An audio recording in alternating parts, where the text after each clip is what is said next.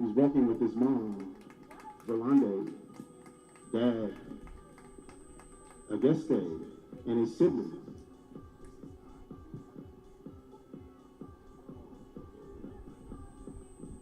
Vlad wants to be the best at everything he does, making people smile, inspiring others, and dominating at the next level.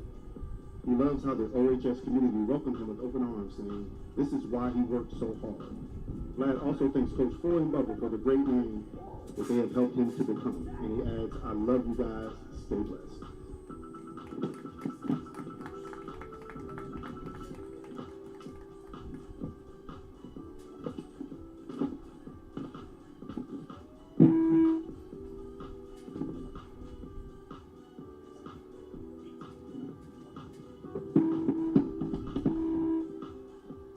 Number 18, Daquan Beecham, defensive tackle and defensive end.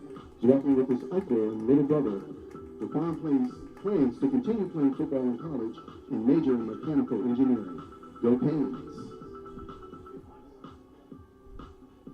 Number 51, Evan Brown, defensive lineman. Walking with his mom, dad, brother, and sister. Evan plans to attend college or join the military. Number 13, Josiah Brown, cornerback. Walking with his dad, Joel, and mom, Erica, stepdad, Andre, and sister, Sael.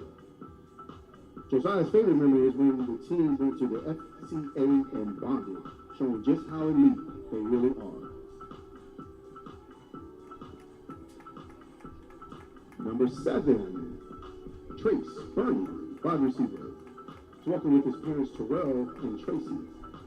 Trace is committed to James Madison University for football, where he will major in business.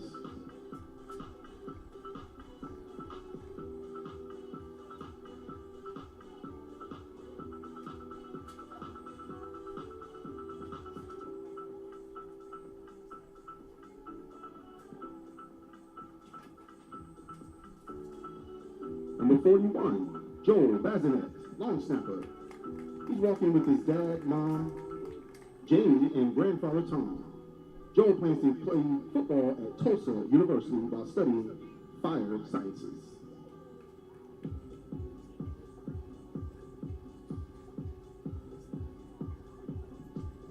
And a little early, but here we are, back to number 2 for Reed Coleman, running back.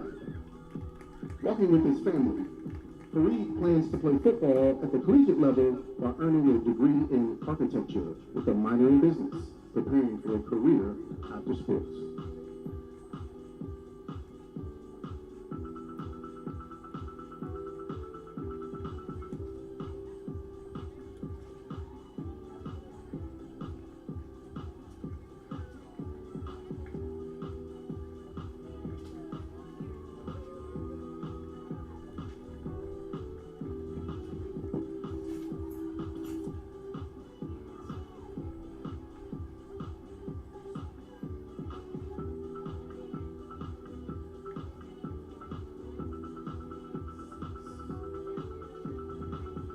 Number 26, Carlos Clark, wide receiver.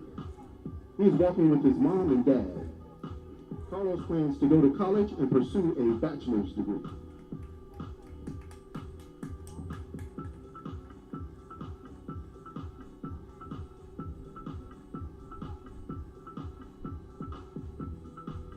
Number 3, Tyrone DJ Early, safety.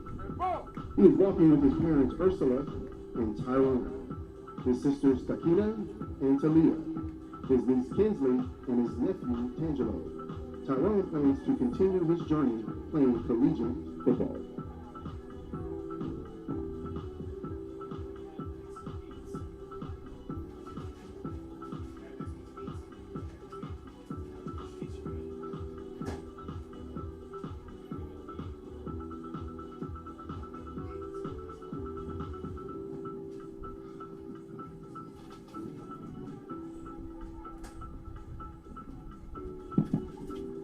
Number 81, Jeremy Escobar, wide receiver.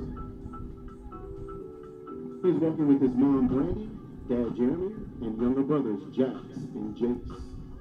Jeremy plans to attend trade school and start his own business.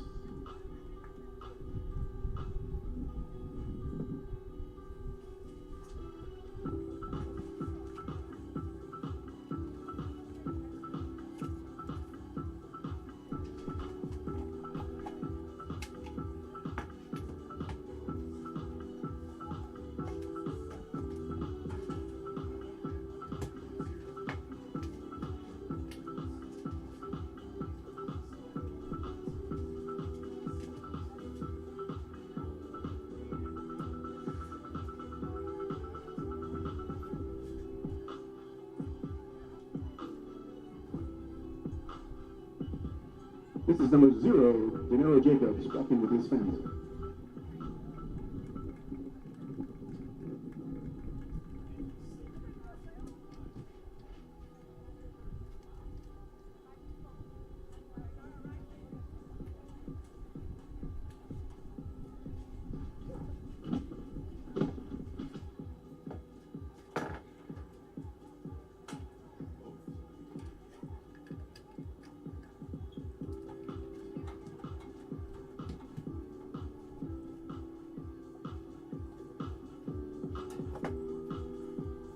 Number 52, Chris Jones, offensive lineman and defensive lineman. He's walking with his mother, Irma, father, Ambrosto, and brother, Jeffrey.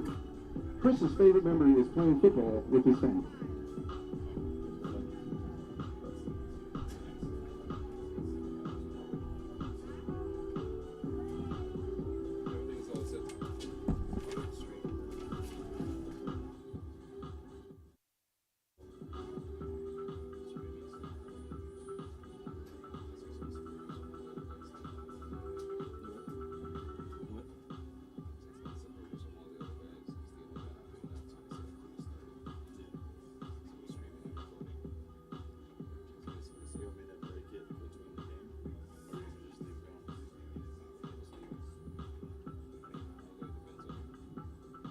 Number 25, Rocky Kama.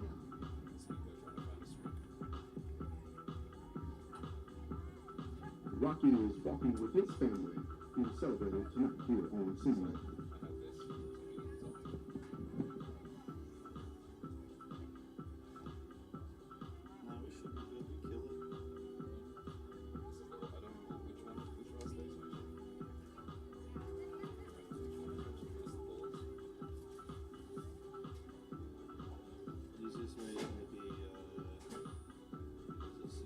Number 11, Ashnell Lucius. He's a rush in. He's walking with his sister, Leonetta, and his aunt, Lori, and her husband. Ashnell plans on playing football at the next level. 33 as CJ Moses, but it was Reggie Ferguson. I'm pretty sure it's this one. Pretty sure.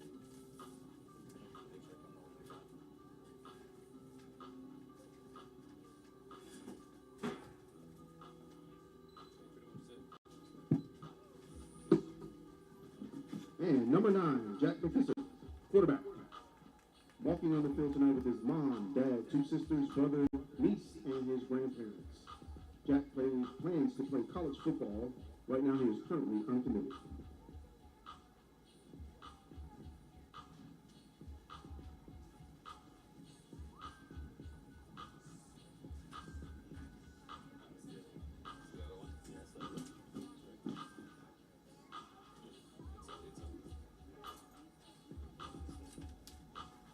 Number 14, Abadias Mentor, defensive back. He is walking with his father, Nadias, sisters, Shanada, Esther, Noka, and Mia, along with his 2 nephews. Abadias' post-high school plans are to go to college.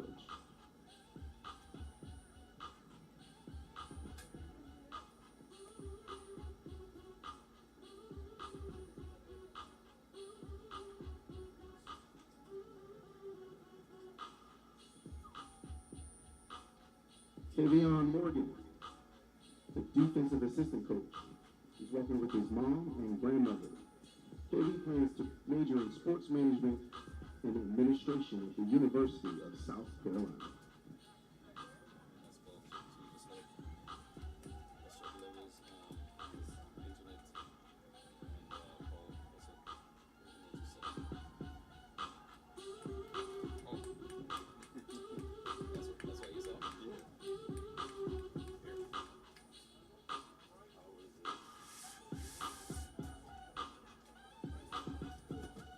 Number 30, Sam Pena, kicker. He's walking with his mom, Lori. Sam plans to join the Navy to become a special warfare combat crew.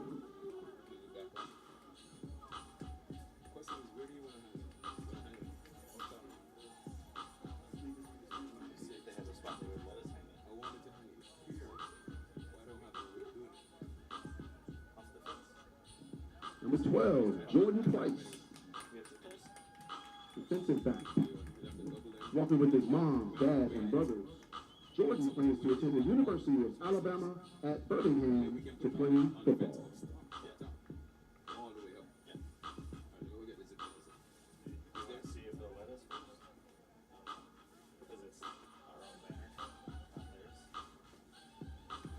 Number 4, Jermaine Robinson, linebacker. Walking with his mom, dad, and twin sister. Jermaine's favorite memory is when the team went to FCA Pink. It felt like we were already in college together.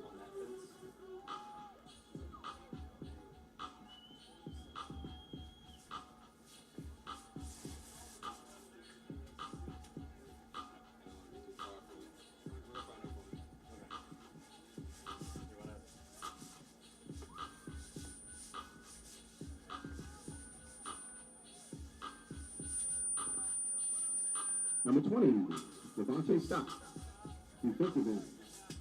Walking with his mother, Tarsha, brother, Krishan, sisters, Diasia and Jashandra, nephews, Jashawn and Julia, brother-in-law, DeAndre, and niece, Julia. Devontae's future plans are to become a merchant seaman.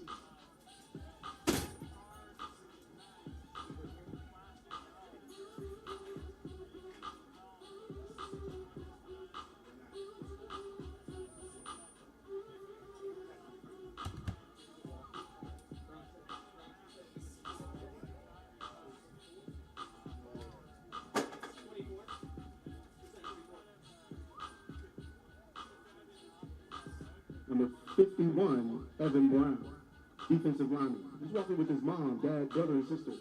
Evan plans to attend college and join the military. I got you. I think it's 31.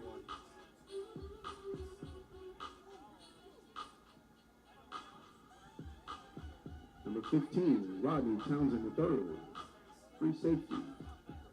He's walking with his dad, Robbie, mom, Tamara, sister, Ari, grandma, Deborah, and Gwendolyn, grandpa, George, auntie, Ebony, and girlfriend, Caitlin. Rodney plans to attend college and earn a degree in civil engineering.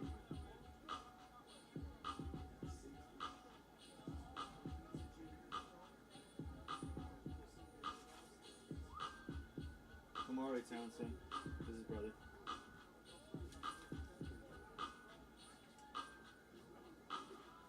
This is his brother.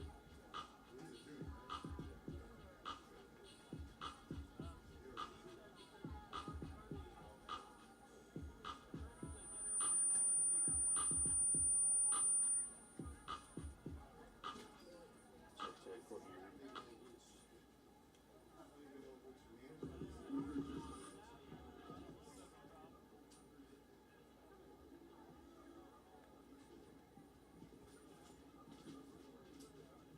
Mackenzie Gibbs, team manager, is walking with mom, Courtney, brother, Joshua.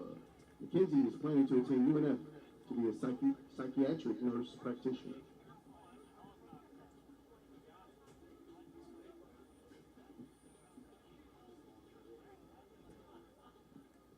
Alyssa Walker, team manager, is walking with her father, Gary, mother, Dana. Alyssa is planning to attend UNF to become a nurse anesthesiologist. And Chloe Williams, team manager, is walking with mom, Nikki Cooper. Chloe is planning to attend UNF and majoring in psychology.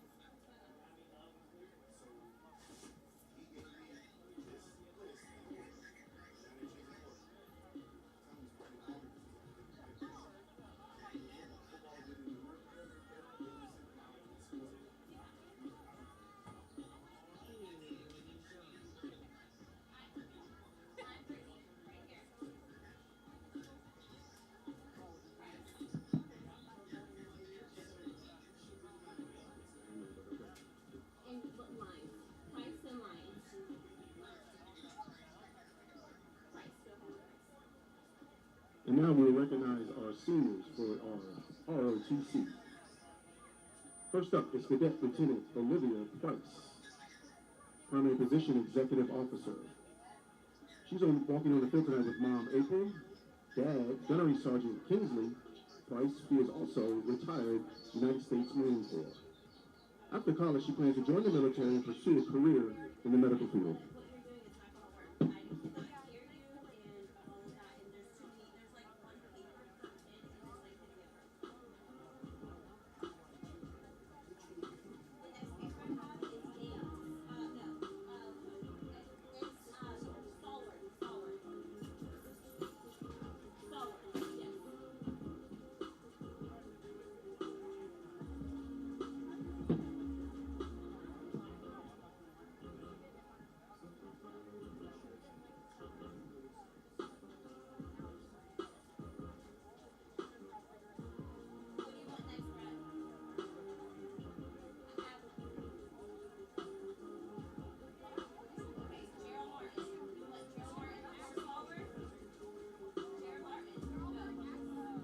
Cadet Seaman Jarrell Martin, platoon supply representative. He's walking today with his father Jarrell. He plans to join the Marine Corps after high school.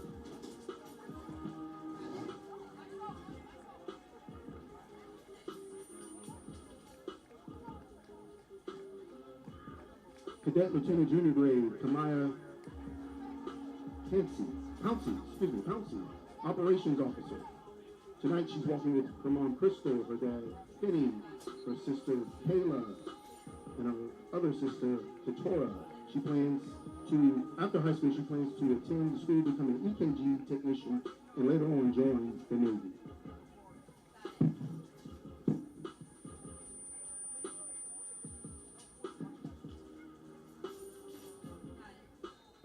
Cadet Petty Officer Second Class Kaylee Wilkins, walking with Mom Kimberly, brothers Sage, Anthony, and Michael, and Ray.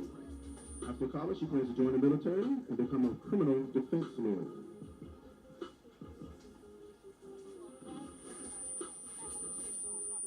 Cadet Seaman Michaela Trussell, walking tonight with Father Mike and Sister Micaiah. After high school, she plans to join the Navy or the Air Force.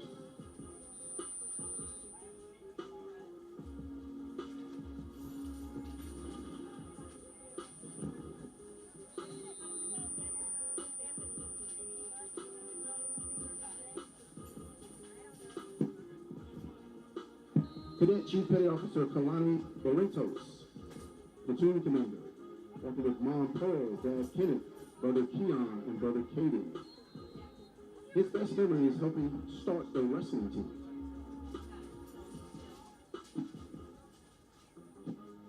Cadet Petty Officer Third Class Jeremy Bridgewater, 3rd Platoon Guidon, walking with mother and sister Evelyn and Leela. His best memory is the military ball, and after high school, he plans on joining the Air Force. Cadet Seaman Recruit Jalen China, walking with Mom, Jabanita, and grandmother, Emma Jean. His best memory is meeting new people. Cadet Ensign Nicholas Pontor Jr., walking tonight with Mom Christina, Dad Nick, Sister Riley, grandparents, and his girlfriend, Skylar. After high school, plans to enlist in the Navy and pursue a career in firefighting.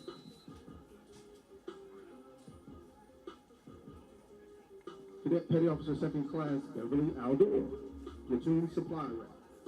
She's walking with her Aunt Irma, Uncle Dorville, and cousins Doreen, Ezeline, Azon, Natasha, McKinson, Safira, and Andrea. After high school, she plans to attend college and major in nursing.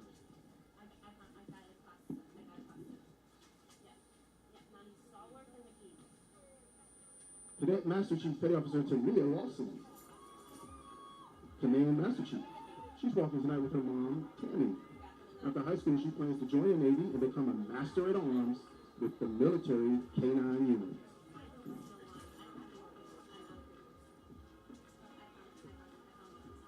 Cadet Petty Officer 3rd Class Mitchell Martin. Drone and Academics Team member. She's walking with her parents Stephanie and William. Her favorite memory of OHS is when NJROTC held its first Knights Chop. Cadet Seaman Apprentice Ty Manson, Drone Commander, walking tonight with his dad, Jonathan, his brother, Brett, and his mom, Adrian. After high school, he plans to become a pilot and attend Jacksonville University's aviation program.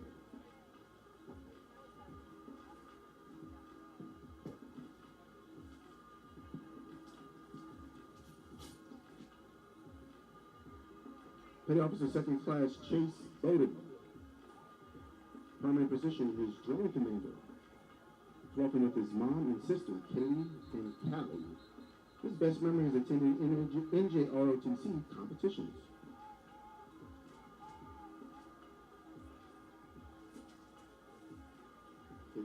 Cadet Seaman Sohaila Sampson.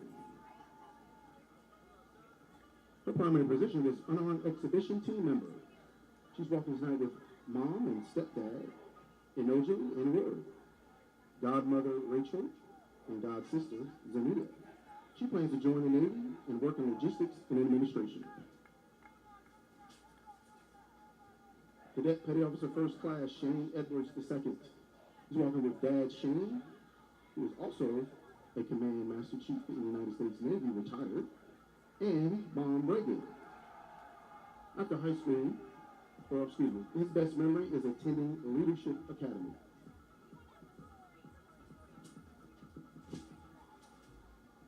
Cadet Seaman Recruit Seth Kelm, Armed Exhibition Team member, walking with Mom Leslie. After high school, he plans to join the Marine Corps. Cadet Seaman Recruit Breon Davis, walking with Dad Gregory, Mother Vanessa.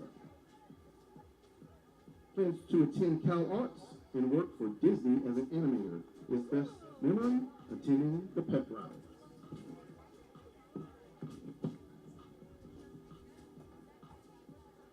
Cadet Lieutenant Junior Grade Juliana Valencia, Supply Officer, walking with Father Jose, Brothers Jose Francis II and Jacob. Plans to attend a service academy, major in biology, and become a physical therapist.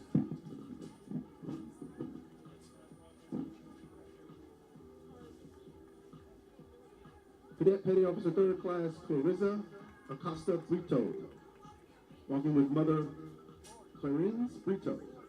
Plans to join the Air Force and pursue a career in real estate after high school.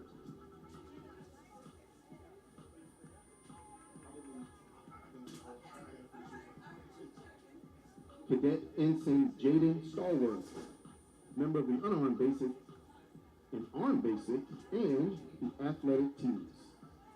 He's walking with Aunt Carmelita, sisters Janila, Jasmine, and Jewel. He plans to enlist in the U.S. Navy.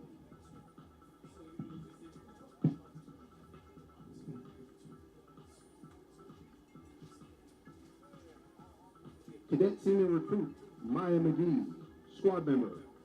Tonight, she is actually going to be walking with Master Gunnery Sergeant. She plans to join the Army and do active duty.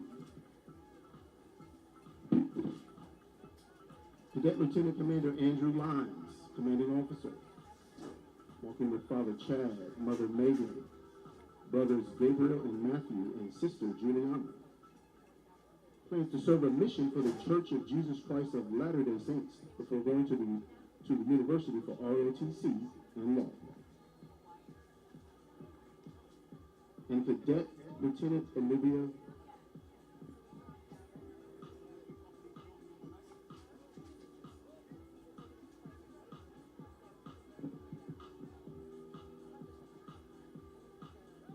Please, let's give one last round of applause for all of our senior football players, managers, and ROTC students.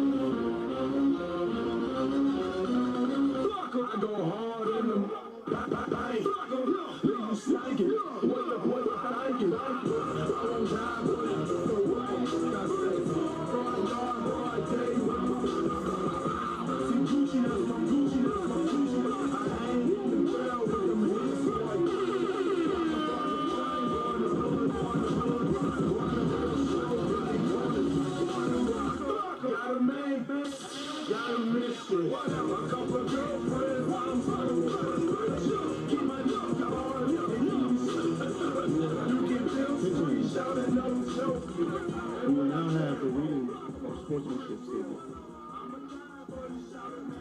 Ladies and gentlemen, welcome to tonight's varsity football game between the visiting Bolles Bulldogs and your Oakleaf Knights. We see the playing field as an extension of the classroom environment where we learn dignity and respect for others. We ask that as you watch tonight's game, you respect our school in a positive manner. Please treat all players, coaches, officials, and other spectators with respect. We thank you for your support and we hope that you enjoy the game.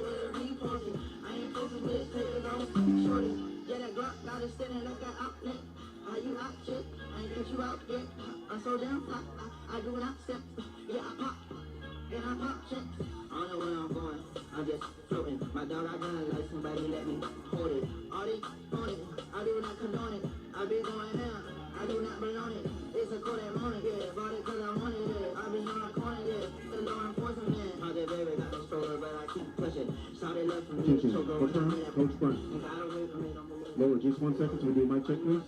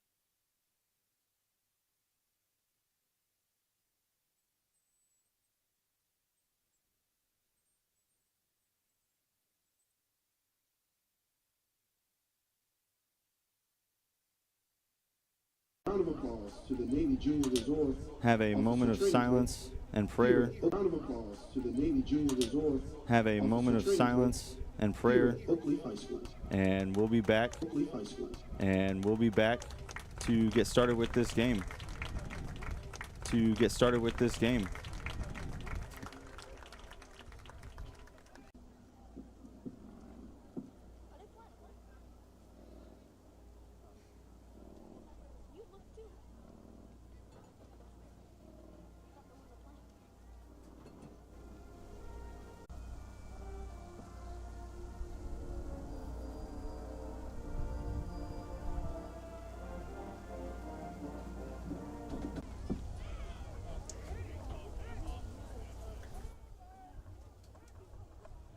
Some accomplishments even early in high school. To get them started in life pretty early. All right, so Bolles is ranked. Bolles is ranked number 175 in the nation. Oakleaf, for Oakleaf, number 52, Chris Jules. Number 12, Jordan Price. Number 4, as I get the chat pulled up so I can keep updated with what you guys are commenting. The north end of the field. I'm going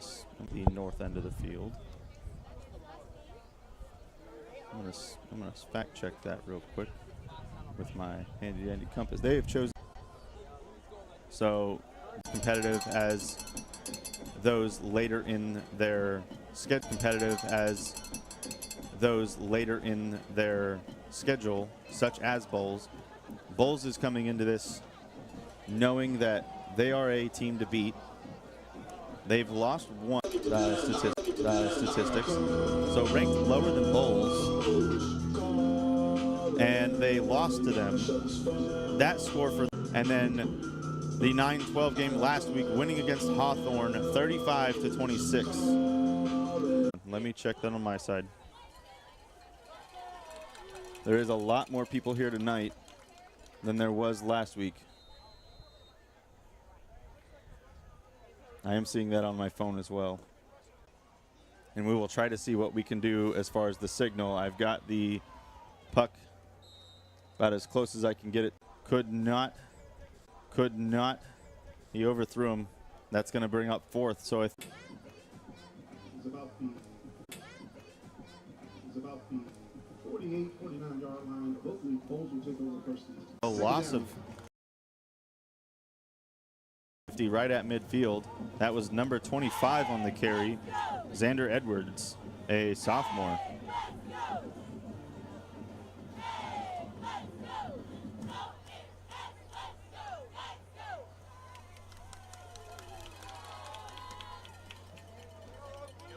Nine for Bolles on their opening drive. So both teams kind of stalemating on their first drives, obviously not wanting to make mistakes. I assume we'll get to see the first passing play for Bolles of the night. Here we go. And he is sacked, brought down by number 51, Evan Brown. That will bring out fourth down for Bolles. Trying to find a receiver, the coverage not giving him anything, and he is sacked in the backfield for a loss of 3. Back to receive the punt, number 7, Trace Burney, number 12, Jordan Price. Oakleaf running a split backfield to receive. We've got Trace Burney on the Oakleaf side and Jordan Price, number 12, on the Bolles side. Here's the punt. Nobody near, so a very clear punt, high. Trace Burney calls the fair catch at the 29. And Oakleaf will start their second possession of the night. So both teams stalemating. Bolles kind of losing an opportunity with their first down stumble that brought them back to going back to the run, being met at the original line of scrimmage, gaining the 1 yard, and then nothing going for them on the third down passing play. They're actually going to spot this at the 30. Sorry, the 20.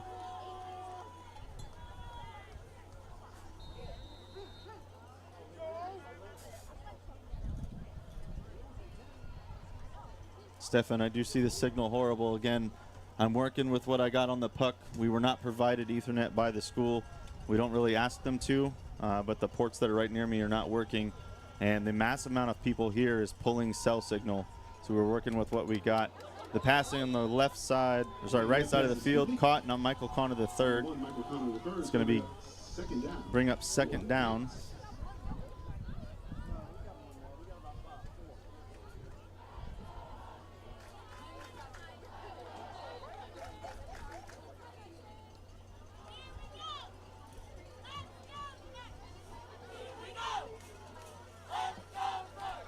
Second and 6. It's going to be a handoff up the middle, wide open hole. Free Coleman.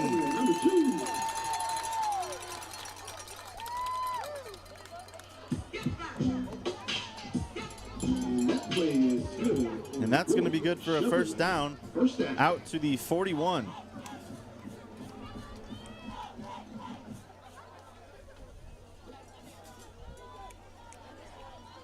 Diana Green, I do appreciate the comment. We are trying to work with what we got. So, and again, this is being recorded. So if it's not good, another good run past the line of scrimmage, gaining of about, still pushing. Still pushing his way for a gain of 4. That's Fareed Coleman again on the carry. Yeah, we are working with what we got. Again, this will be recorded and reposted if the signal seems to be very bad, which right now it seems to have stabilized itself. Again, we'll keep an eye on it. We do have the recording. The recording will not have any latency And I will get with Courtney to make sure if we have a lot of it, we will repost the recording so it is latent free and eligible for your watching pleasure. And a 2nd and 5, flag on the play, good run, maybe coming back.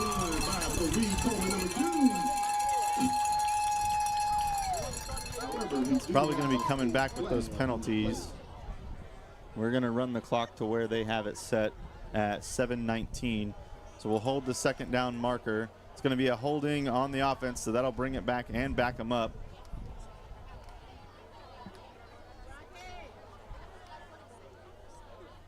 And the only reason I'm running the clock down this far is the previous play. They did not stop the clock with the forcing out of bounds. They continued to run the clock, and I could not see it from where I was at. So we are now where the clock is at. It is going to be a repeat of 2nd down with a 2nd and 20.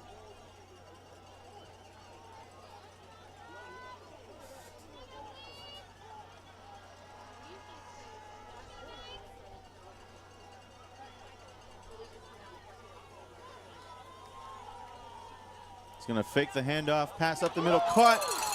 Great catch by Michael Connor III to get them from a 2nd and 20 to a 3rd and 4.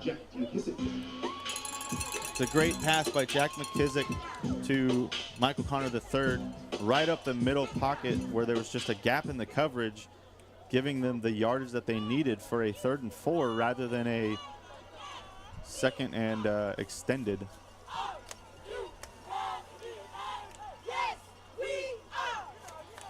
No hard count is going to work on this, so they are not going to get the free penalty yards.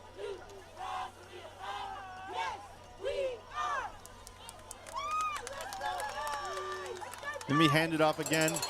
Give him the 1st down, continuing the 30. He's going to be marked out of bounds at the 32. And the penalty flag flies.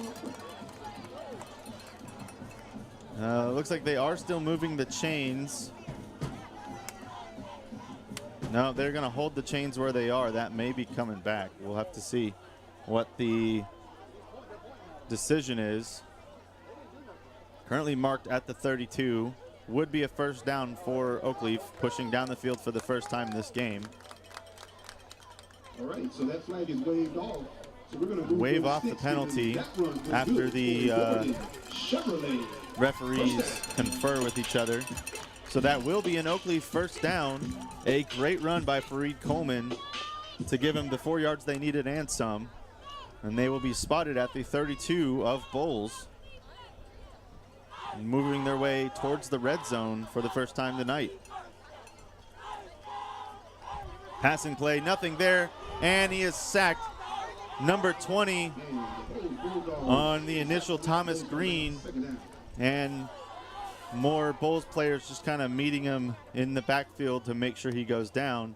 So that'll bring up a 2nd and 16.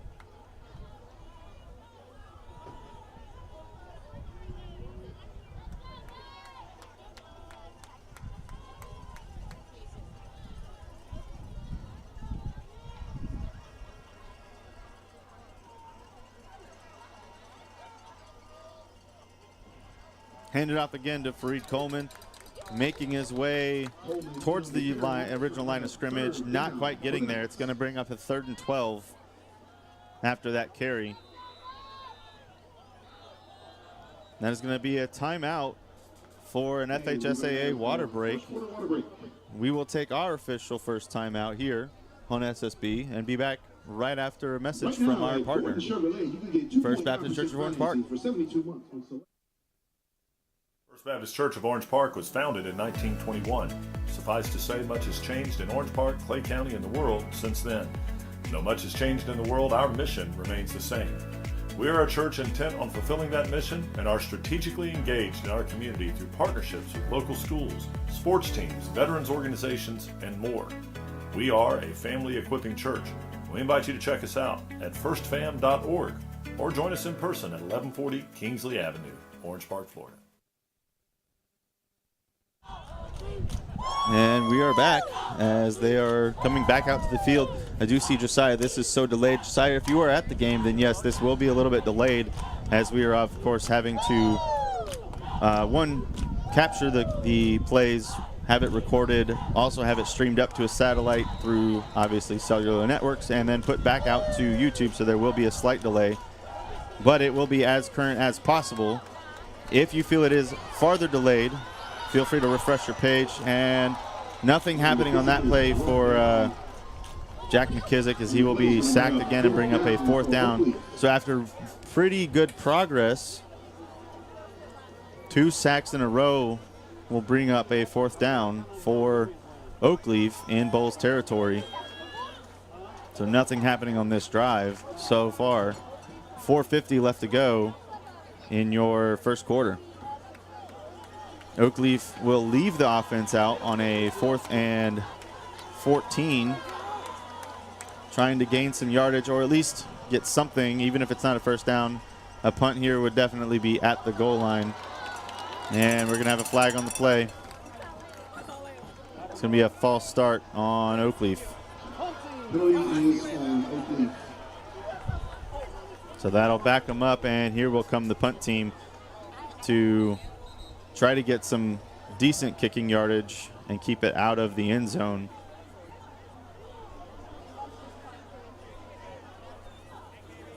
There's people sitting here.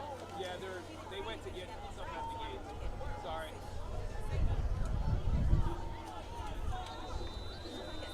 And it'll be Giovanni Garcon back to punt.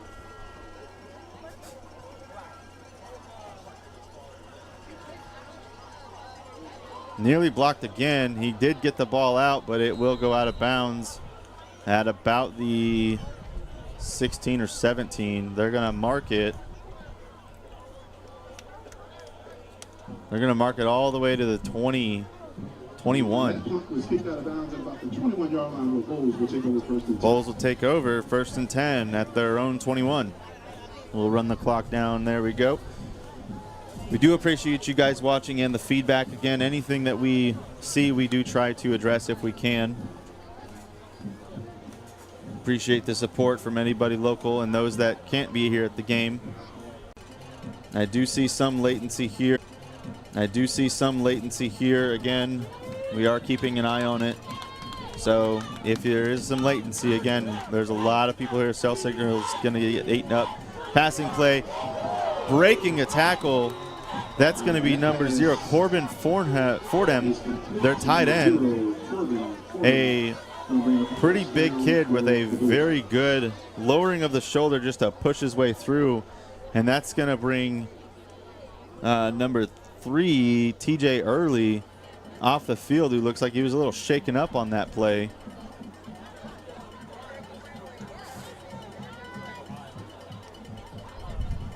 Another handoff to number 25, open hole in the middle. Continuing, he does get his legs clipped out from under him. That's going to be a gain of 8 on the play. Pretty good game for Bolles. Second down. That'll bring up 2nd and 2 at the 49. Bolles almost making their way back past the 50-yard line for their technically 2nd time tonight, but first official from their zone. They did have the ball at the 49-48. Their previous drive went backwards and then forwards, but this will be the first time they've crossed midfield tonight if they can get something with this 2nd down play going for the 1st down. Nothing happened in number 4, scrambling, definitely has the 1st down. That's going to be Jaden Weatherly, and that will be enough for him to move the chains for the 1st down.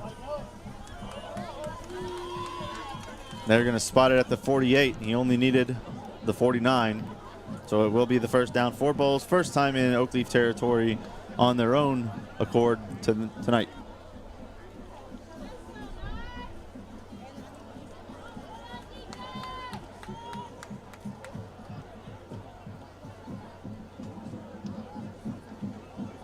Going to be another handoff to number 25 once again.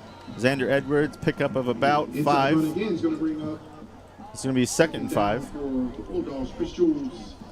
at the 44 of Oakleaf.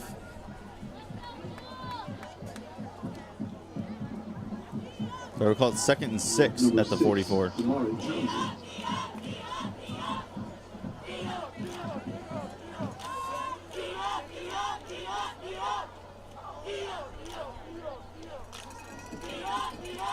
A fake to the handoff, looking to pass, open downfield, could not get it, could not reel it in. It was in his hand. Camden Tietz, I do not know how to pronounce that, Tietze, Cameron, had it in his hands, could not bring it in, and that will bring up a 3rd down for Bolles. It was a beautiful open pass. His defender couldn't keep up with him. He just could not reel it in for what would have been an amazing touchdown throw from Jaden Weatherly. Come on, fans, let's give this defense some support here. And Oakleaf hoping for a 3rd down stop on this 3rd and 6, eaten in the backfield by a cluster of Oakleaf defenders.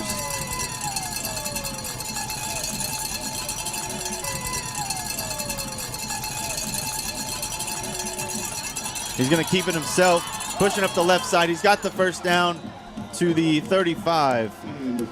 They will stop the clock to move the chains. That will be enough to get them some good field position. And we will continue to hold the clock as there's a Bolles player down. It's number 8, Malachi Dunn. As the training staff come onto the field, we'll take a break and be right back. Thanks for watching, and again, we appreciate your support. We appreciate you guys having some feedback in the comments for us. We'll be right back. Baptist Church of Orange Park was founded in 1921. Suffice to say, much has changed in Orange Park, Clay County, and the world since then. Though much has changed in the world, our mission remains the same. We are a church intent on fulfilling that mission and are strategically engaged in our community through partnerships with local schools, sports teams, veterans organizations, and more. We are a family equipping church. We invite you to check us out at firstfam.org or join us in person at 1140 Kingsley Avenue, Orange Park, Florida. We'd like to thank First Baptist Church of Orange Park for their partnership with us this football season. Number 8, Malachi Dunn is up and on, walking off the field. He is being assisted, but he is at least up, which is a good sign. We'd like to take this time while they're still clearing the field to remind you, if you would like to partner with us, feel free to reach out either in the broadcast or during the in our social medias, and we would love to partner with you.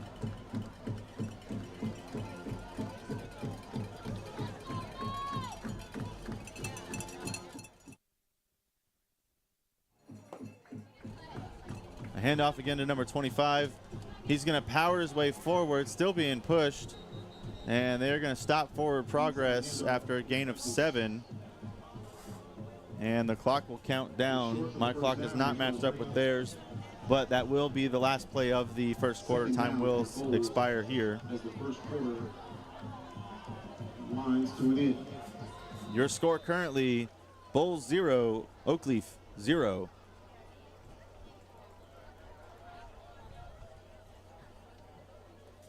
I know I didn't run the clock to 0, but it did expire. They are marking the field position. It is going to be at the 29-yard line, and it'll be a 2nd down for Bolles when they retake the field.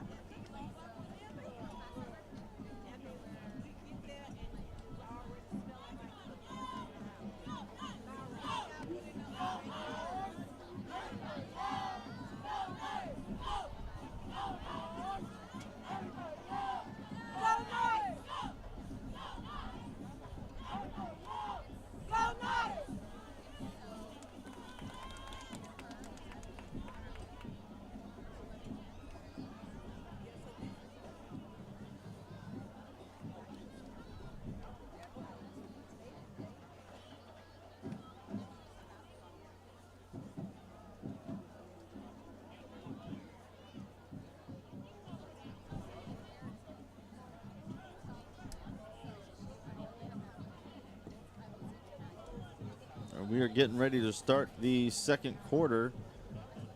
Bolles with a 2nd and 3 on the Oakleaf 29. Faking the handoff, throwing to the right side of the field. Wide open, outrunning his defender. Naeem Burrows just could not make it to the ball. A little overthrown by Jaden Weatherly. And that will bring up 3rd and 3. Expecting to see Xander Edwards run the ball here on this play, try to gain them those 3 yards as Bolles waits for the play call.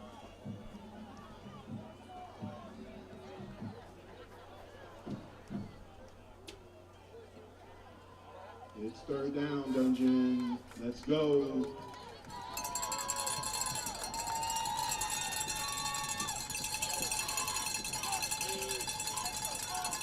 It's going to be a keeper. He's going to try to gain it himself. He's close. Jaden Weatherly. They're going to spot this. First down, Bolles. And at the 25 and give them the first down. On a quarterback keeper scramble, clock will now roll as chains are set.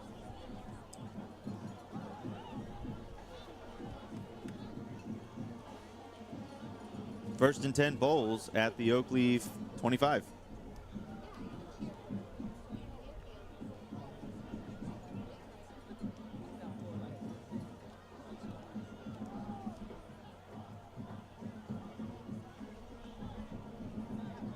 It's going to be a handoff. Number 25 finding an open hold, hurdling a man, making his way all the way down to the 2. And he stopped. Xander Edwards on the carry, a 23-yard carry.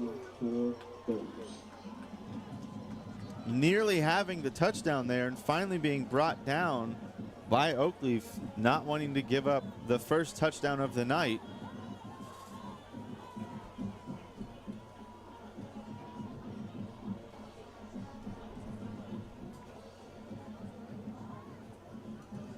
We're just pausing the clock to catch up with the official clock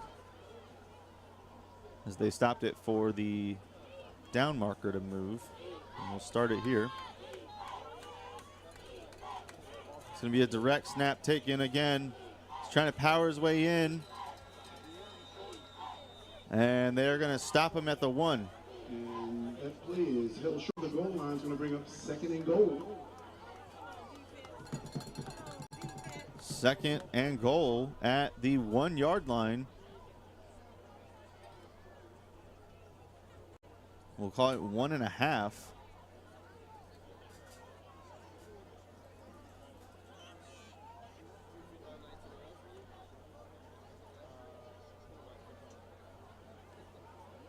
As Bolles lines up for their 2nd attempt.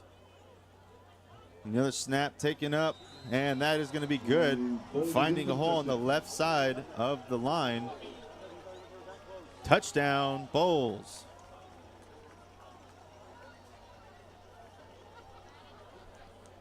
That was Xander Edwards on the carry, making his way through his line, bringing that hole open for him. Very good play drawn up. A lot of trickery there. Couldn't really even tell who had the ball, and that causes enough confusion to allow them to scamper in for the 1-yard touchdown.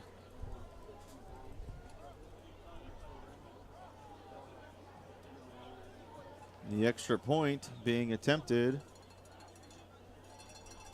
It is up, and it is good. And the extra point is good. The kick by number 80. Just trying to get clarification on the number. Number 80, Langston Florence, a sophomore.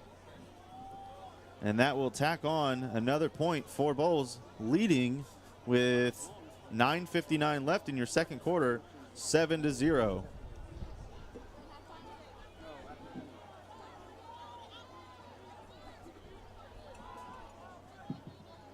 I want to give a thank you to our sponsors who made tonight's game possible. True Vet Solutions, Oakleaf Power Practice, Clay Electric, Jersey Mike's, Publix, the West Bank Group of Realty, your local Geico Insurance Office, Normandy Lake Dentistry, Merchants Way Dental, Wingstop, and Oakleaf Premier Boat and RV Storage. And our title sponsor tonight is your local Geico Insurance Office here in Orange Park.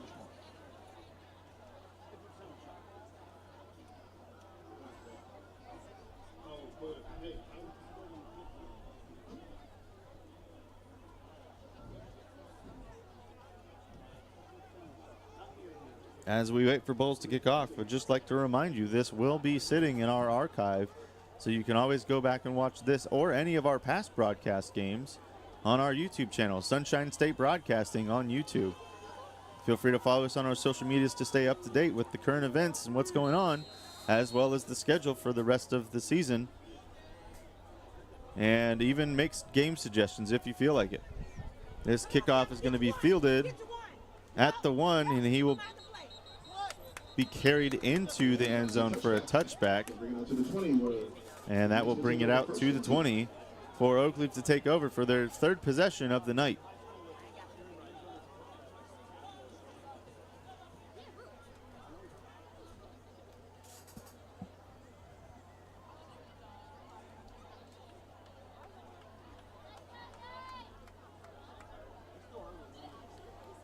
I will try to confirm with Courtney what our plans for next week were. I know he's got the season kind of locked in. I just work a lot, so I don't know the exact schedule off the top of my head. And I will confirm that during halftime and let you guys know after the halftime show on where we will be next week, and you can catch the live action there. It's going to be a pass to number 7, Trace Burney, juking his defender. That's going to be enough for the first down to the 30-yard line. A good spin move, thinking that he was going back to the inside of the field, and he spins to the outside, losing his defender in the process to gain the extra yards to pick up the first down for Oakleaf. Good move, Trace.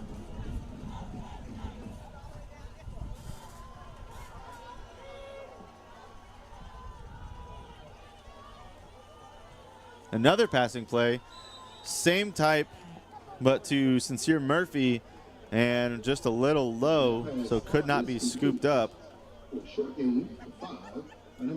And it was an incomplete pass, but the clock will continue to run, so I'm not sure the reason, but we will just keep with the game clock as it is the official timekeeping for the game.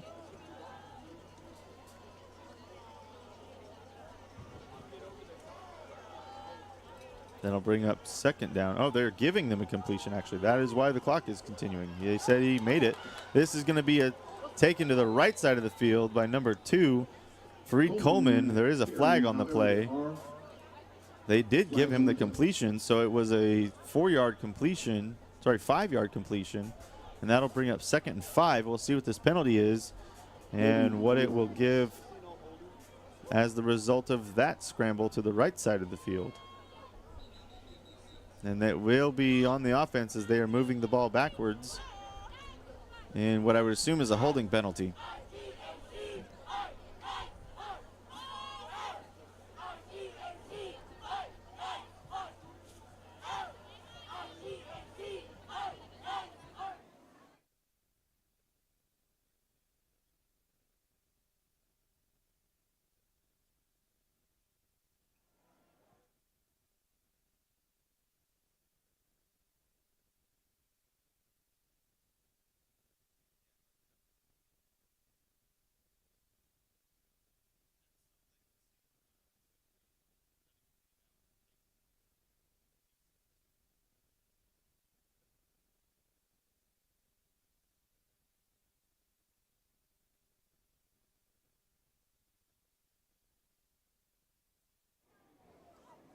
Second down for the Knights. All right, second down.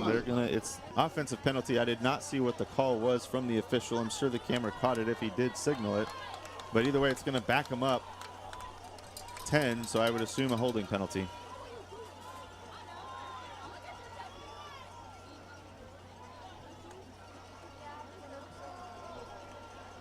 Josiah says, we're on a bad start. Believe in you, Oakleaf. I believe in them too. They definitely have proven they can do it, Josiah. Stick with them in spirit. It's going to be a handoff. Easy face mask. There's the penalty flag. Easy to see face mask. That was Freed Coleman on the carry again. I did not catch the Bolles defender that ripped his neck off of his head, but they will call it, and that will give them the yardage, which I believe also should be an automatic first down. Unless they are going to spot where it's at. Nope, that will be enough for the first down. They will move the chains. That's what I expected. First down, Oakleaf.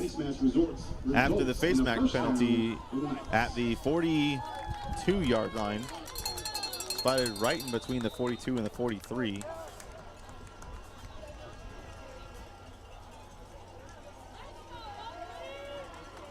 Passing play, Jack McKissick down the left side. Trace Burney caught at the 25-yard line. Great catch by Trace Burney there. We know he's got hands. He's proven it before, and he does it again with a great leaping catch over his defender to bring in a huge gain for a first down, Oakleaf. There's the play you wanted to see, Josiah. Let's see if they can capitalize on that momentum with the touchdown. They're currently on Bolles' 25, making good progress. They did make it this far earlier in the game and stalemated. Let's see if they can do better here. It's going to be another handoff to Freed Coleman. It'll be met at the line. Gain of 2 on the play. That'll bring up second down, and I did not stop the clock for the chain moving, so we will catch up to where the game clock is. Right about there. That'll bring up second down and 8.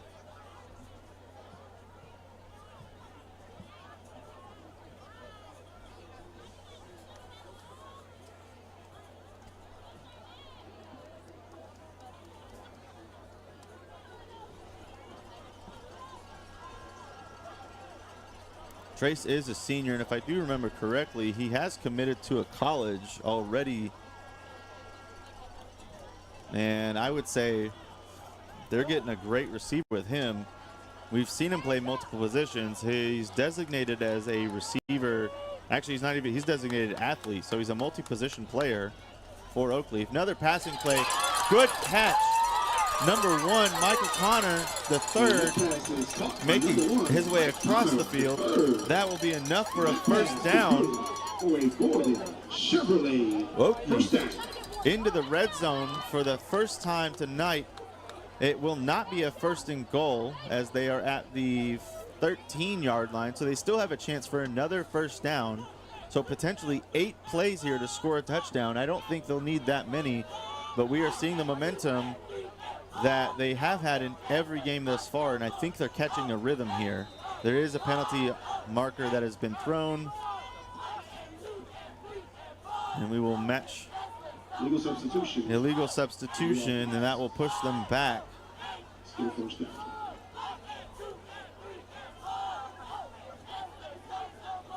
That'll push them back 5. So first and 15. Still a chance for a first down again because it's not first and goal. JMU. Thank you, Tristan, for the update. Going to JMU. I knew he had locked in basically where he was going. I just did not know the actual name. They did announce it during homecoming. I do appreciate that update. They are definitely getting an athlete with him. He's designated athlete on here, which means he's multi-positional, and we've seen him do it even at Fleming. And definitely a great player, definitely a great kid. He's got a good head on his shoulders. I see him going far if he was to continue it. And that's going to be a sack. Number 34 for Bolles, Asher Giotto. Or Giotto, however they are going to pronounce it. G-H-I-O-T-O. I do apologize if I mispronounced your name, Asher. That was a good sack. Not what Oakleaf wants to see, and that will bring up the second down. And at this point, almost 20 yards. For 72 months, we selected Silverado trucks. Come take a test drive today and check out their brand new Chevys starting at under $30,000. With that, we will take a break and hear a word from our sponsor partner once again, First Baptist Church of Orange Park. Stick with us. We'll be right back. Baptist Church of Orange Park was founded in 1921. Suffice to say, much has changed in Orange Park, Clay County, and the world since then. Though much has changed in the world, our mission remains the same. We are a church intent on fulfilling that mission and are strategically engaged in our community through partnerships with local schools, sports teams, veterans organizations, and more. We are a family equipping church. We invite you to check us out at firstfam.org or join us in person at 1140 Kingsley Avenue, Orange Park, Florida.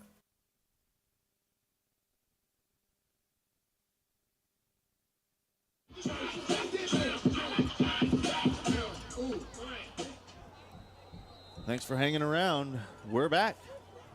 It's going to be a second and what most people would call a country mile, as they need 20 yards for a first down after illegal substitution penalty pushes them back, and then this sack pushes them back even farther.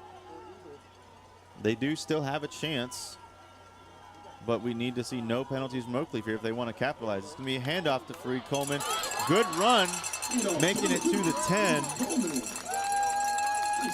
That's going to leave them with a 3rd and 7. They've got one more play here, unless they want to end with a field goal and put points on the board. One more chance here for a first down. They have to reach the 4-yard line for that first down. They're currently spotted at the 10, so they need 6 yards. We'll have a timeout from Bolles with 5:29 remaining in the second quarter. Bolles is going to try to come up with some type of strategy here, as they do not want to see Oakleaf put points on the board after their first touchdown of the night.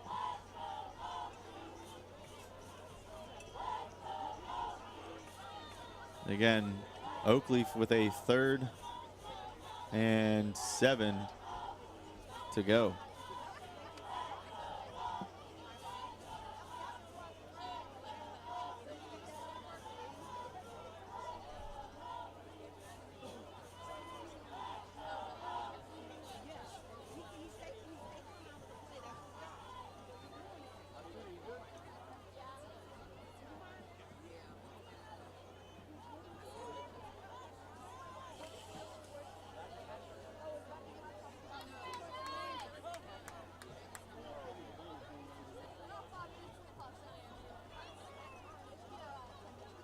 All right, as the Oakleaf Knights retake the field for their 3rd and 7 play, hopefully that timeout has given them enough time to come up with some type of first down play here, or even a touchdown. Looking for some type of encroachment, not getting it on the hard count. Jack McKissick calling the audible play from the coach. It's a passing play, left-hand side of the field. And that play is incomplete. Incomplete pass. Number 12, Jordan Price. That was intended for Jordan Price, number 12. Could not come up with it. It was right at the front pylon and just couldn't haul it in. And that will bring up 4th down. And it looks like Oakleaf will settle for a field goal here, bringing on the unit. Number 30, Sam Pena, to try to line it up and get it through the uprights for the first points for Oakleaf for the night. The snap, the hold, the kick is no good. It was to the left. So Oakleaf's first attempt at points for the night ends in a bad kick. And Bolles will take over at the 20.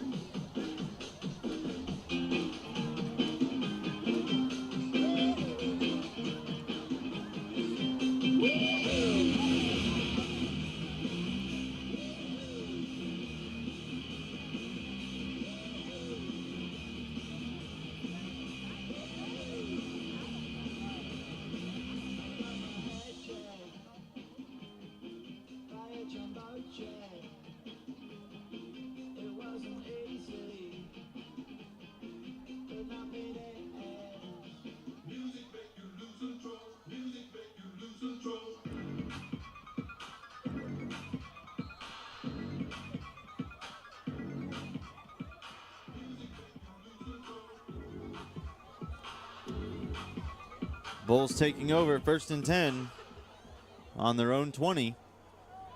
5:10 left to go in the second quarter. It's going to be a handoff again. Number 25 met at the line of scrimmage.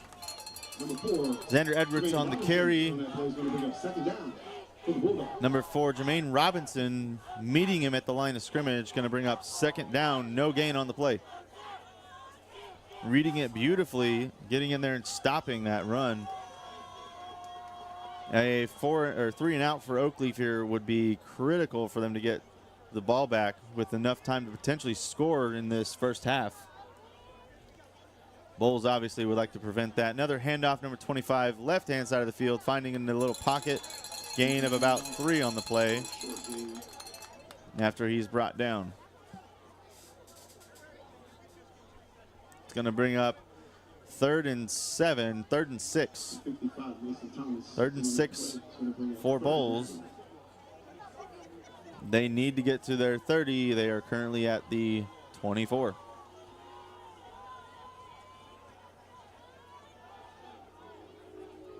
Oakleaf wanting to get the stop here. I expect to see another passing play from Bolles here, not a run. A passing play is what I would expect. And we'll see what they do here. Man in motion, number 1. They are going to hand it off. And that will be enough for the first down. He's going to the 50, the 45, the 40. Being chased down. It's a foot race, and he is not going to be caught. A long run by Xander Edwards. That's going to be a 76-yard carry for a touchdown. Nobody being able to catch him in the foot race after he found the hole.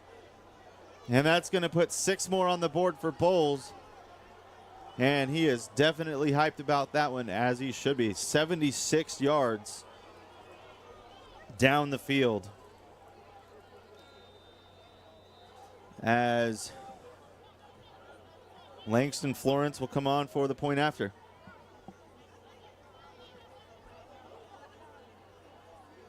The snap, the hold, and it is good. Straight through the uprights.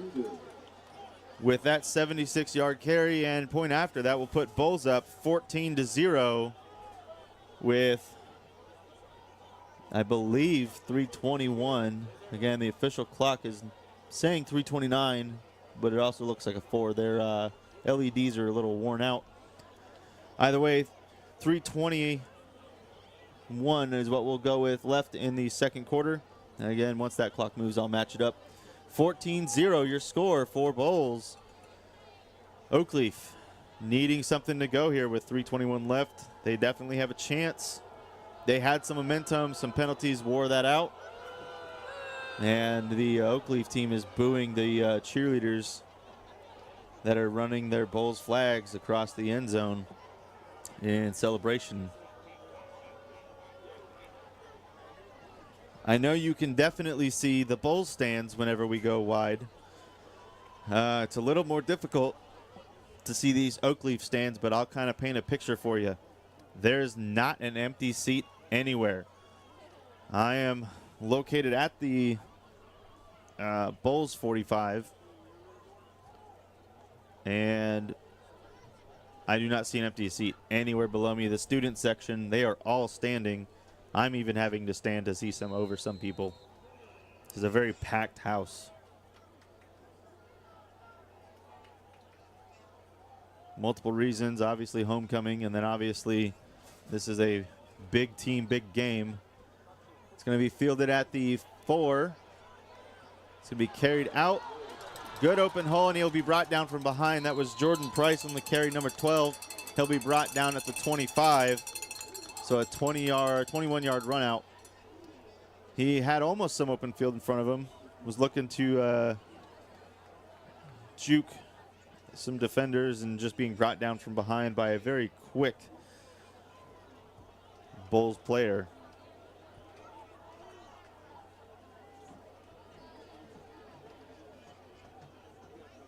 And just looking at the replay, that was number 5, Christian Hayes, a junior, on that rundown. And the official clock now at 3:20. for Oakleaf to start. A long, deep pass, wide open, caught. Michael Connor, the 30s, going down the left-hand side of the field, 10. He makes it to the 6, trying to juke out number 24, Simeon Caldwell. Couldn't get it, but either way, a very long pass for them. That's going to be a huge, stout drive for Oakleaf to open up.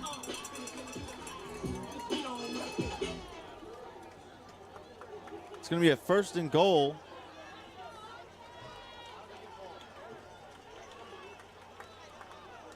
They're going to hand it off to Fareed Coleman. He's going to make it to the 3. A penalty comes out.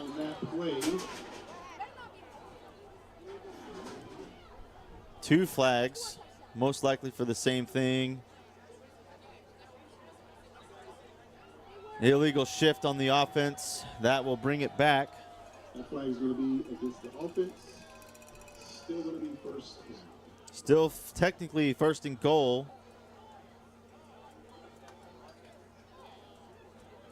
From the 25 to the 6.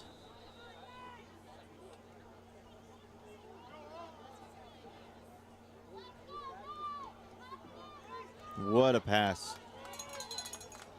If Oakleaf does not capitalize here, I am going to be upset for them.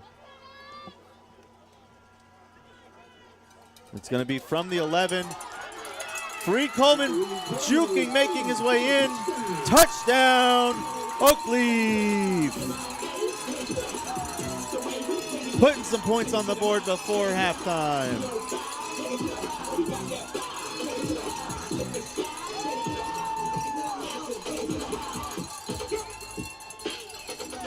Touchdown was brought to you by Nominee Lake Industries. Sam Pignon to attempt the extra point and only have a deficit of 7. Hopefully good for his 2nd attempt tonight. His first, not as good. The kick, oh, it is blocked. That is going to be blocked by number, I think, 24, Simeon Caldwell. Is Bolles 14, Oakleaf 6. So with that blocked extra point attempt, it's going to be Bolles 14, Oakleaf 6.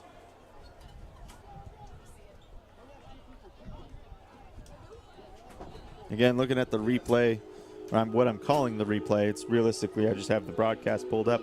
That was number 24, Simeon Caldwell on the block. A very tall senior. He's 6'3", 190 pounds of pure muscle, just moving through that line, blocking that extra point. So neither of Sam Pena's field goal and extra point attempt good tonight. And there's going to be 2:51 left to go in the 2nd quarter. Oakleaf kicking off.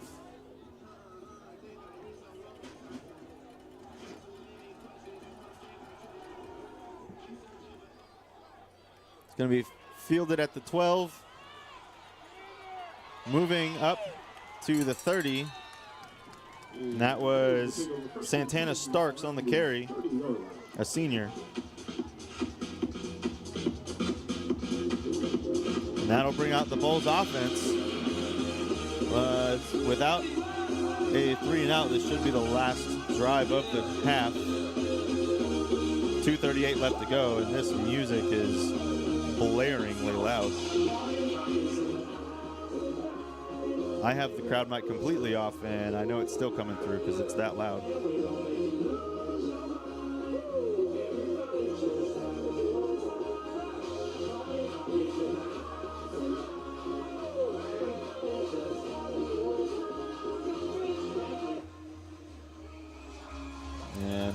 I'll be able to bring it up now as they have subsided with some of that music.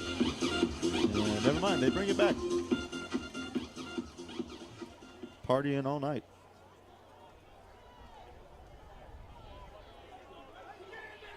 A dump-off pass to number 25. We've seen him before, and he has an open field in front of him. There is a flag in the backfield, and he'll be pushed out of bounds. Xander Edwards. They are going to call him out of bounds at the 31, but there is a flag in the backfield.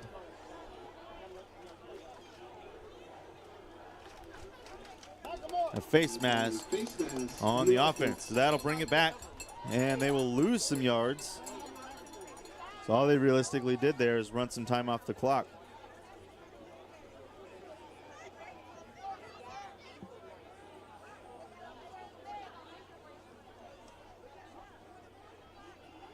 Walking it back. 15. From the 30 to now the 15-yard line, it'll bring up a 1st and 25.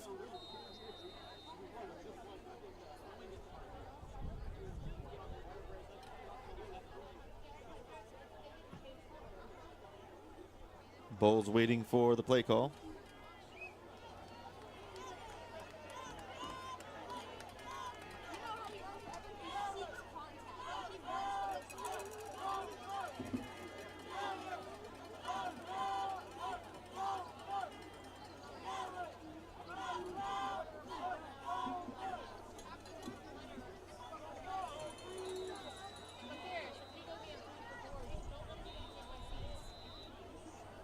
Be a timeout, Bolles.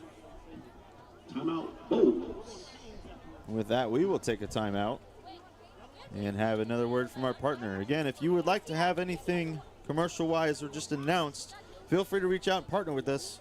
We'd love to have you. With that, we'll hear from First Baptist Church of Orange Park. We'll be right back. First Baptist Church of Orange Park was founded in 1921. Suffice to say, much has changed in Orange Park, Clay County, and the world since then. Though much has changed in the world, our mission remains the same. We are a church intent on fulfilling that mission and are strategically engaged in our community through partnerships with local schools, sports teams, veterans organizations, and more. We are a family equipping church. We invite you to check us out at firstfam.org or join us in person at 1140 Kingsley Avenue, Orange Park, Florida.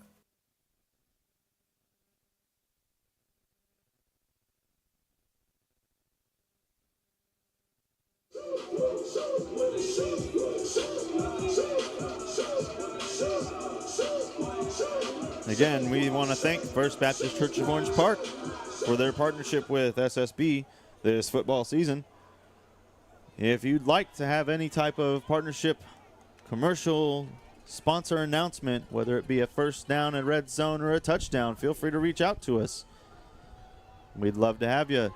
It's going to be stuffed in the play. They will stop the clock. It will be a second down after that play. A gain of 5. So they are out to the 20 now. 2nd and 20.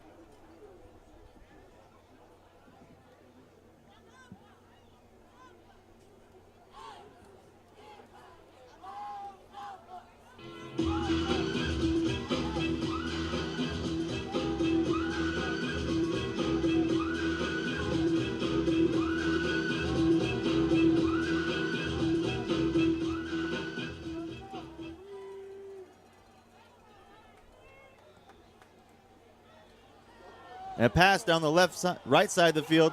Number 3 again, Camden Teets could not bring it in once again. That was Sincere Murphy on the coverage. So a great stop of what looked to have been potentially a 30-yard pass easily. Getting the efforts of Kamari Townsend was enough to stop him so that the rest of his teammates could come in and get the stop. That will bring up a first down.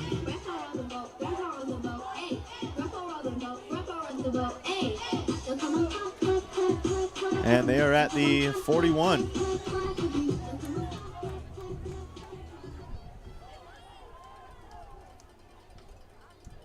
Passing play.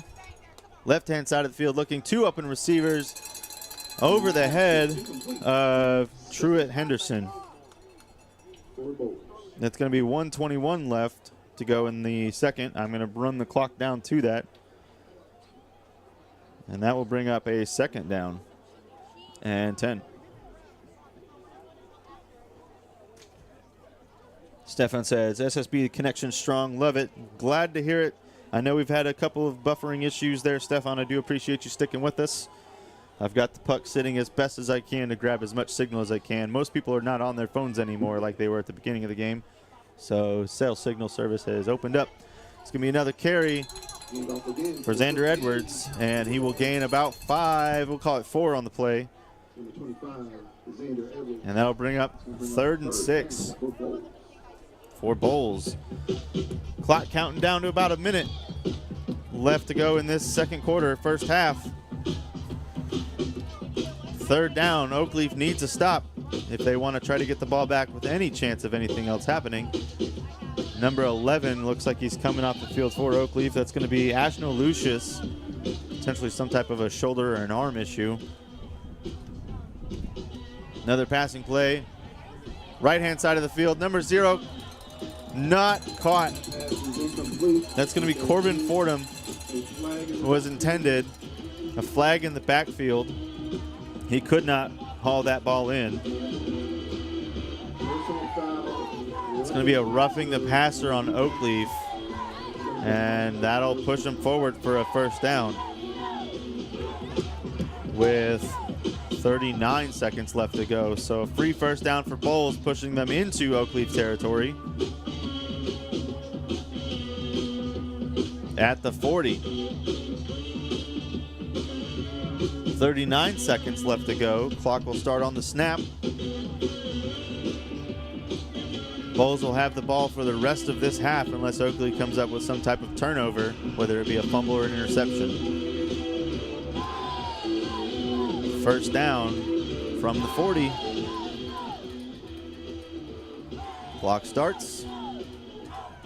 Passing play, left-hand side of the field. This receiver's going to have to come back for it. Caught at the 35, and he'll be pushed out of bounds at the 33. Out of bounds. Going to bring up second down for Bolles. Second down. Clock stops. 29 seconds left to go.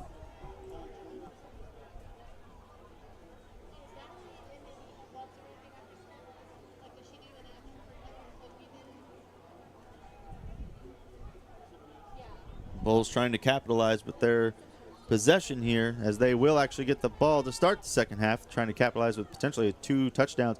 It's going to be a handoff. Flea flicker, wide open. There's number 3. He actually has the hands this time. That's going to be Naeem to Camden. Touchdown, Bolles. There is a flag in the end zone, possibly excessive celebration.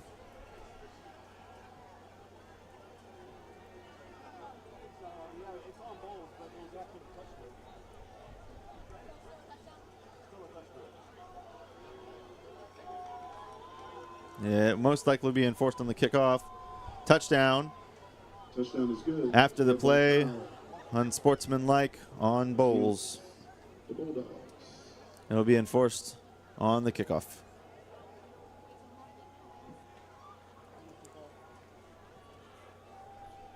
Again, it's going to be Langston Florence on to attempt the point after for Bolles to potentially put them up 21-6.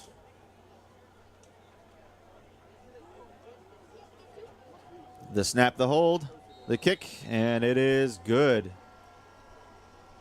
So, and that extra point is good. After that flea flicker pass down the right side, similar to what we saw Orange Park do a couple weeks ago for their only touchdown of the night, it's going to be a similar situation on that play and put Bolles up 21-6.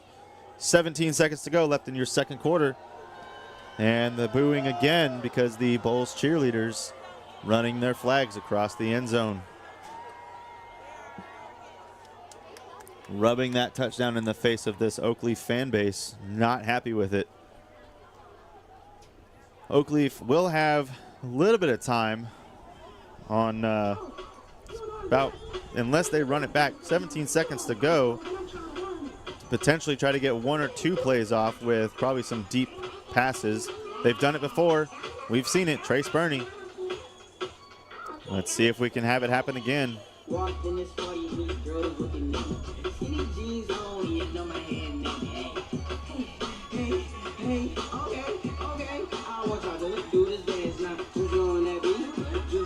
it definitely will be a run back. I don't think I've seen any high school kicker's foot be this much of a boot, not even Parker Sturdivant. This is going to be from the 25. I don't think I've seen any, again, high school kicker have a touchback. If they do, please send me footage, and I'm going to send it to the NFL.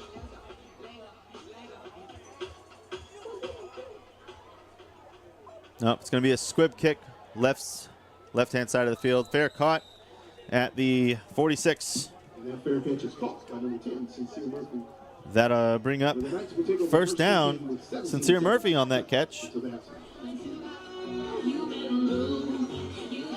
So Oakleaf will start after number 10's fair catch at the 46. 17 seconds left to go in the second quarter. Good field position to potentially get, again, 1 or 2 plays off, maybe 3 if they have good time management, get down the field, potentially score to negate the last Bolles score. They definitely need it. We have, obviously, the large Oakleaf fan base homecoming night. We'd hate to see them lose on homecoming, but, again, as we discussed in the pregame, this is a very stout team that they are facing here, probably one of their hardest this season. Jack is going to pass it. Dump off to Freed Coleman, and it'll be caught. It'll be a timeout called at by Oakleaf. 7 seconds left. 7 seconds left in the half. So 7 seconds, and they are going to be at the 46 on the opposite side of the field. So a gain of 10, and it will be still a first down for them.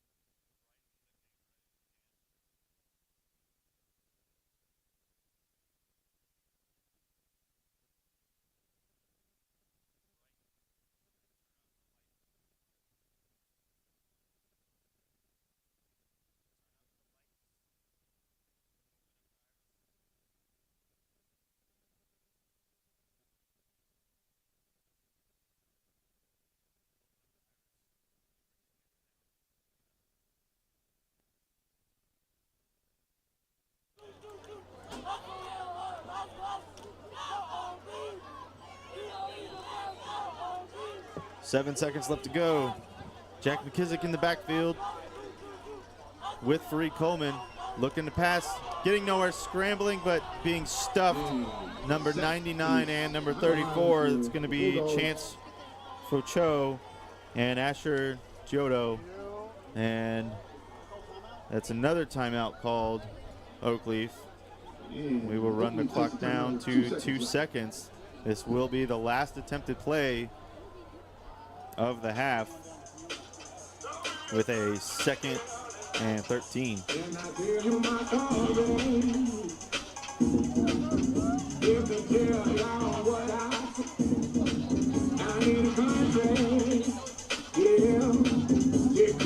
Liam says, hope you guys will broadcast the Fleming Island upon a feature game next. We were definitely, again, I'll get with Courtney during halftime. Liam, we'll see what it is. Again, he knows. I was not able to confirm before the game.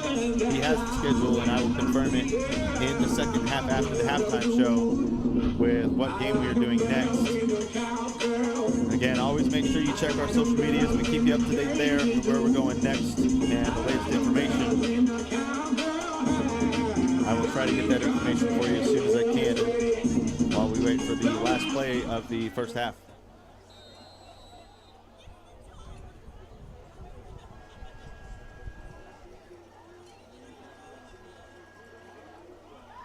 It's going to be a pass, scrambling, flag on the play, going about 7 yards.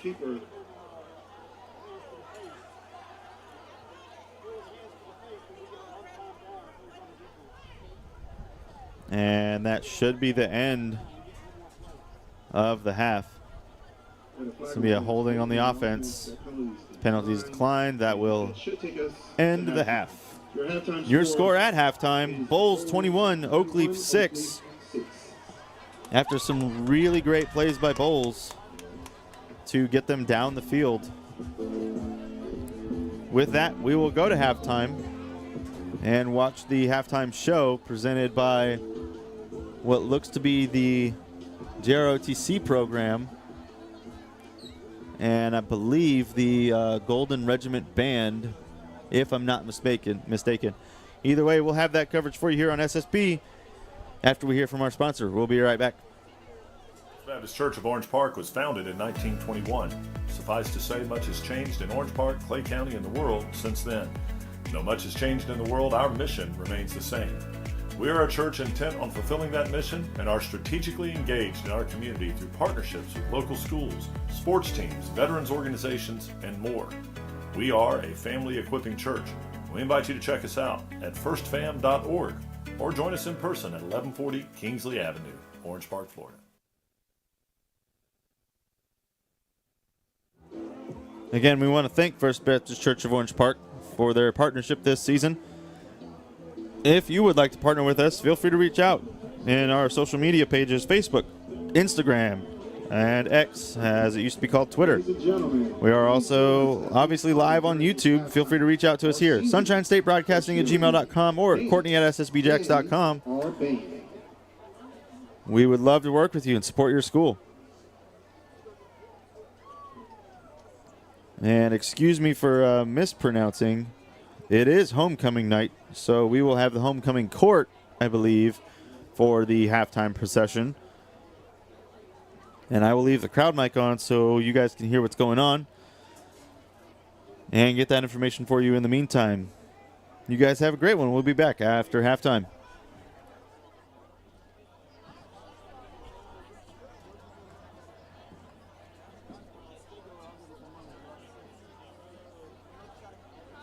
Our first senior cheerleading is Ella Foreman. She's walking with her mom, Tracy, dad, Brock, sisters, Emma and Eden, and her boyfriend, Tyler. Ella's favorite memory from OHS is cheering under the Friday night lights.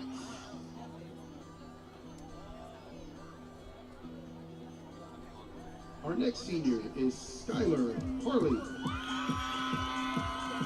She's walking with her mom, Liz, her dad, Mike, her brothers, Scotty and Sam.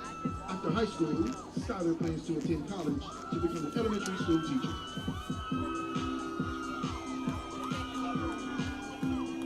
Alea Hicks. She is walking with her mom, Tanisha, dad, Joey, and best friends, Jordan and Caitlin. She plans to study sports medicine at FAU after high school to become an athletic sports physician. Milani Jeanette. She's walking with her mom, dad, and her siblings. Milani plans to attend UCF to study forensic psychology. Jayani Jones. She is walking with Felicia Barber, Siobhan Taylor, Samaya Bridges.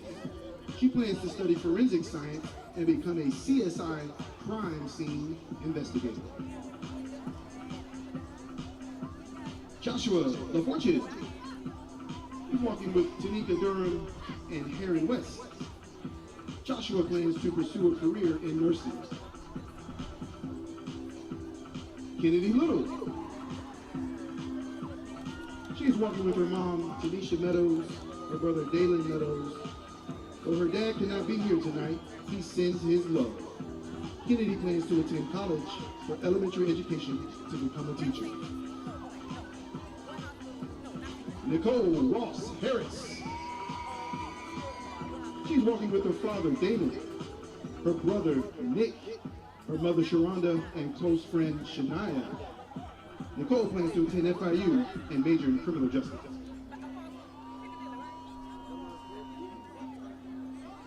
Luisa Dos Santos de Oliveira. She is walking with Coach Christy Rennis, Esmeralda Evans, Victor Wiedeger, Vanessa Morris, Carla Streety, Daphne Rennis, Joe Garcia, and Coach Arnett Wilson. She plans to attend UNF to pursue a degree in dentistry. Courtney Tippins, walking with mom Janisha Nolan, dad Orlando Tippins, twin sister Jasmine Tippins. Courtney plans to, also her grandmother Irvina, grandfather John, Uncle John, and Aunt Randy. She plans to study kinesiology at UCF and become a physical therapist. She also serves as the vice president of the Blue Star Crew and Anchor for Life, of which she's been a proud member for 3 years.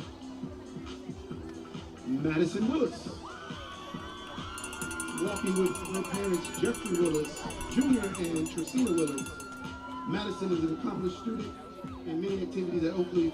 Following graduation, Madison plans to pursue a degree in nursing to become a nurse anesthesiologist, anesthetist. And her favorite memory of OHS is cheering under the Friday Night Lights and supporting the Knights throughout the football season. Katie Womack. Katie is walking with her mom and dad. Katie is enlisting into the United States Marine Corps. Ladies and gentlemen, our varsity cheerleaders.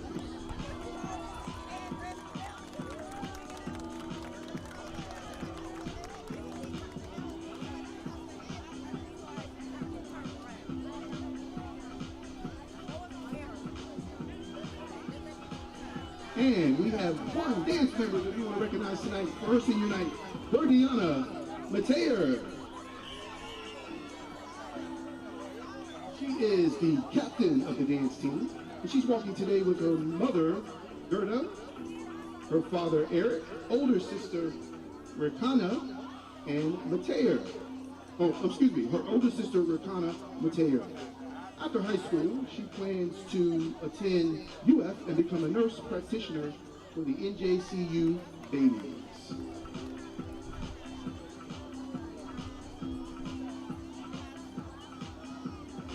And now our seniors of our Oakleaf Golden Regiment Band. Beverly Aldor is a trombone player in the band and is being escorted by Irma, Dorville, Azane, Safira, Dorleen, Mackinson, Ezeline, Natasha, and Andrielle. Beverly has future plans of attending college and majoring in nursing.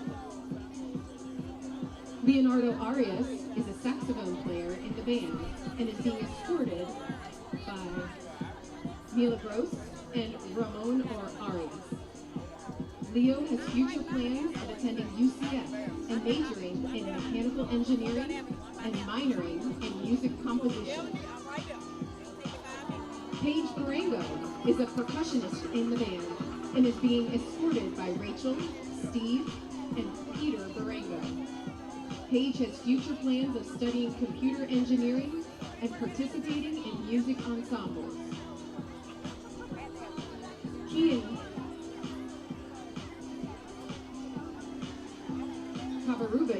Rubius is a clarinet player in the band and is being escorted by Karen, Levi, and Arian Cavarubius. Kian has future plans of attending USF and majoring in biology to become an anesthesiologist assistant. Lily Davis is a percussionist in the band and is being escorted by Contessa Curry and Hoover Davis. Lily has future plans of attending college and majoring in film and media production. Derek De La Paz is a trombone and mellophone player in the band and is being escorted by Jessica and Carlos De La Paz. Derek has future plans of attending college and majoring in computer engineering. Jadra Glover is a saxophone player in the band and is being escorted by Shantoya Jones, Jason Glover Sr., and Jason Glover Jr. Jadra has future plans of attending FSU for psychology. Megan Hatfield is a flute player in the band and is being escorted by Robert Hatfield, Carrie Harlow, Alex and Courtney Hatfield, and Savannah Wade. Megan has future plans of attending the University of Florida and majoring in elementary and early childhood education.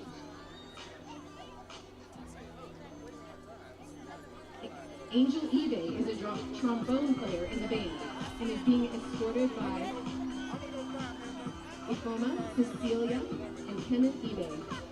Angel has future plans of attending college and majoring in chemistry.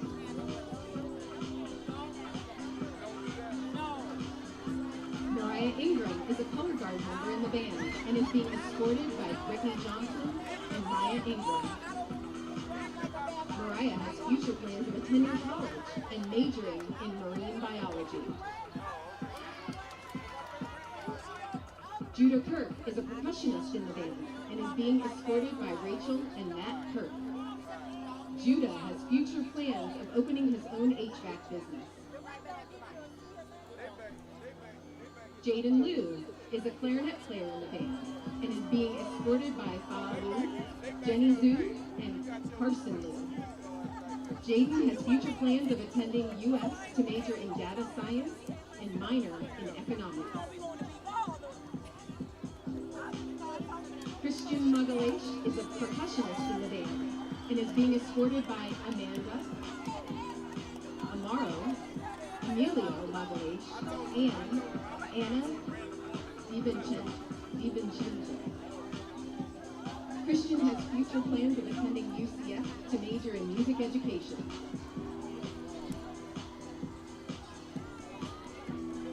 Kylie McCoy is a trumpet player in the band and is being escorted by Danny, Alan, Callan McCoy, Emilio Magalesh, and Johnny Pratt. Kylie has future plans of attending UF for business management.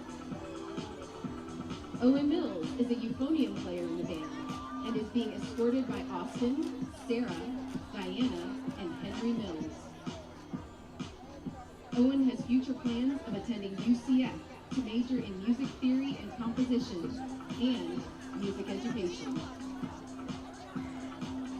Christine Perez is a French horn player in the band and is being escorted by Johanna Perez, Jermaine Boone, and Raquel Perez. Christine has future plans of attending UNF and majoring in biochemistry. Aiden Prather is a French horn player and is being escorted by Shania, Daryl, and Gage Prather. Aiden has future plans of attending UF and majoring in health sciences and being involved with the band and golf.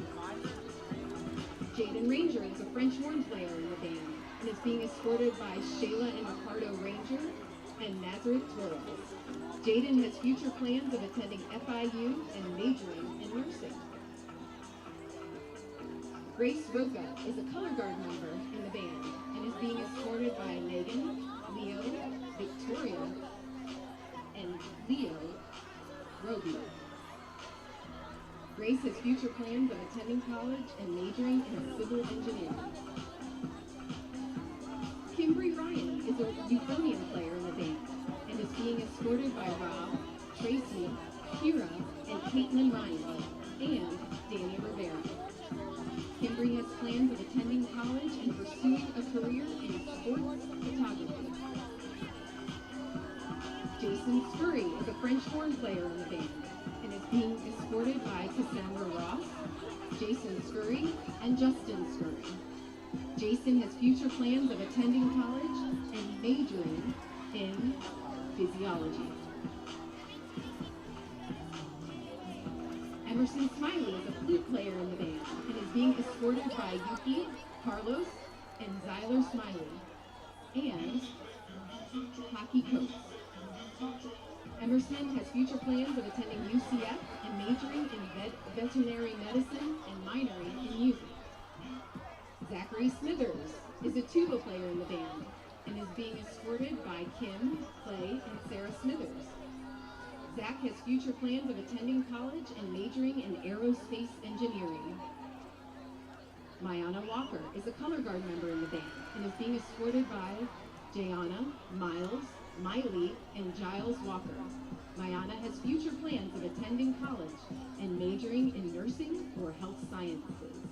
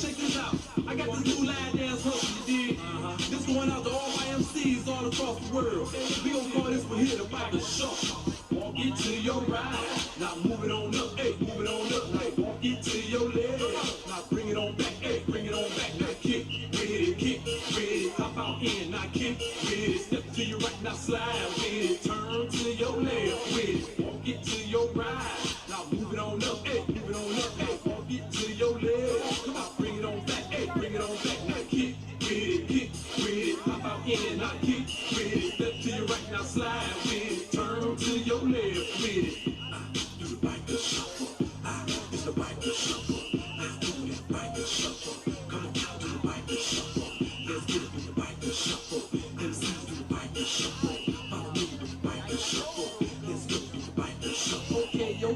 Here we go again. Big mood chat to do one again. Everybody love the swag and how I do it. Made up a hustle, watch the world do it. Come on with a beat, move my feet to it. Put it on tag, my space, YouTube it. Since I'm a homer, the best believe that I gotta give it up for all the MCs. Won't get to your ride. Come on, move it on up, hey, move it on up, hey. Won't get to your ride. The Church of Orange Park was founded in 1921.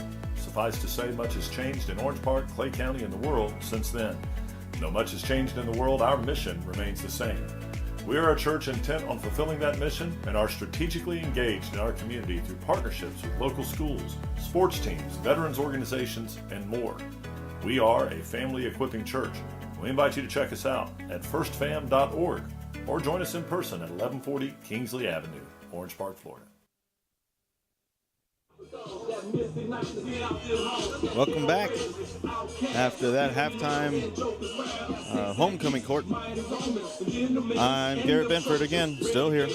Courtney Wallace on the camera.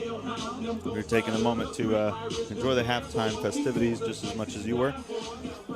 We do appreciate you guys for sticking with us and the updates on the connection, as well as obviously what's still going on everywhere else. See if I can pull up some of the scores from other games around the area. Give me 1 second.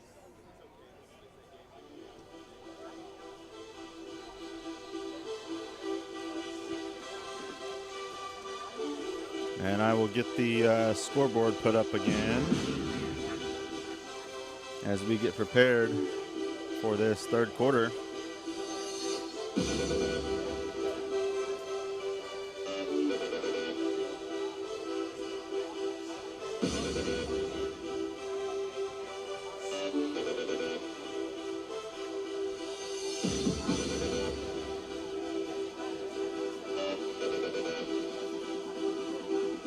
Let's see if I can get this pulled up. All right. Currently finishing up halftime. Andrew Jackson versus Atlantic Coast. It is Andrew Jackson 0, Atlantic Coast 33. Number 25, and I don't know if this is News 4 or this is Max Prep, so I don't know if this is Florida State or if this is District or if this is National. I would assume not National. This is number 25 Riverside versus Ribault. It is Riverside 7, Ribault 20. Again, these are all quarter 3, some are quarter 4, I'll let you know. Number 5 Mandarin versus IMG Academy. It is IMG Academy 57, Mandarin 7. That's in the fourth quarter. This is First Coast versus Clay. Clay 7, First Coast 49. Parker versus number 15 Ed White. Parker 8, Ed White 47. Number 22 Fletcher versus Sandalwood. That was quarter 3 on Parker and Ed White. Quarter 3 on Sandalwood versus Fletcher. Sandalwood 0. Fletcher number 22 in this I believe state 35. Baker County versus Baldwin. Quarter 2. So just finishing up halftime, most likely same as us. It's Baker County 41. Baldwin 14. CCCHS versus Eagles View. That is currently at halftime. CCHS 14, Eagles View 30. Number 4 Bolles, obviously. Number 8 Oakleaf. That's the, I believe these are district rankings. We're going to start it off with a touchback here. Bolles will get the ball. First and 10 at the 20. So they're saying Bolles is number 4, Oakleaf is number 8. Again, I'm not sure where these ranking numbers come from, but Bolles number 4, Oakleaf number 8. Obviously, we're hosting that game. That is 21-6. We are finishing up halftime, starting off. Ridgeview versus Middleburg. Ridgeview 3, Middleburg 51. PCHS versus PS. PCHS 35, PS 0. Seabreeze versus Matanzas. Seabreeze 7, Matanzas 3. Kitbold City versus ESJ. Kitbold City 0, ESJ 14. Number 17, UCHS versus ICA. UCHS 20, ICA 0. I'm going to watch this play real quick. It's going to be a fake handoff pass. Middle of the field. Couldn't catch it on the run. Neem Burrows off the fingertips. And that'll bring up second down. We'll run 9 seconds off. Number 6, St. Augustine versus number 11, Nice. St. Augustine 14, Nice 10. NCTHS versus Palatka. We don't have a score update. They are in progress, it says. Wolfson versus Bishop Snyder. Wolfson 35, Bishop Snyder 0. FCCHS versus Ocala Christian in progress. Number 18, Creekside versus Winter Park. Creekside 20, Winter Park 10. CCA versus CCA. 28-7. Looks like an Eagle versus a Knight. Knight is at 7, Eagle is at 28. I'm not sure the actual school names. It's going to be a handoff up the left gap and stuffed shortly after the line. Gain of 2 on the play. It'll bring up a 3rd and 8. Clock will run. West Nassau versus Yulee. Looks like, says quarter 1. It's a very late starting game if that's the case. West Nassau 0, Yulee 0. Looks like the couple last ones. SJA versus Hilliard in progress. Crescent City versus NSBHS in progress. OPCA versus Bell. OPCA 6, Bell 14. That's in the second quarter. Orange Park versus number 16, Bartram Trail. This is in the third quarter now. Orange Park 0, Bartram Trail 28. Thomasville versus Bacon County. I'm guessing this is just Florida-wide at this point. I didn't specify, but Thomasville 35, Bacon County 7. I'm going to be the little rolling ticker that you would normally get at the bottom of your screen, except we don't have one, so I'm going to read them off. It's going to be a passing play, right-hand side, caught, and looks like Jermaine Robinson tried to strip it away but couldn't get it. That was number 10, Truett Henderson on the catch. That will be enough for a first down. We'll stop the clock for the chains moving and then get back to it. I said Thomasville 35, Bacon County 7, East Side versus number 10, Bradford. East Side 0, Bradford 6. That's in the second quarter. Most likely, again, halftime. I believe all these games start very similar times. WOA versus Interlochen in progress. RPBHS versus number 2, Camden County. RPBHS 0, Camden County 23. NFEI versus Lee County in progress. Santa Fe versus FBHS. It's going to be a run on the left side, and he bumps off of a defender, knocks his helmet off. Number 14 coming off the field for a helmet equipment. It's going to bring up second down and 2 to go. Santa Fe versus FBHS, 20-14, Santa Fe leading. Brookwood versus FA, Brookwood 6, FA 21. Brooks County versus Pierce County, number 13. Brooks County 0, Pierce County 7. Number 23, Glen Academy versus Lakeside. Glen Academy 20, Lakeside 7. Number 21, TCA versus 12, Columbia. TCA 6, Columbia 13. Union County versus Fort White. Union County 0, Fort White 34.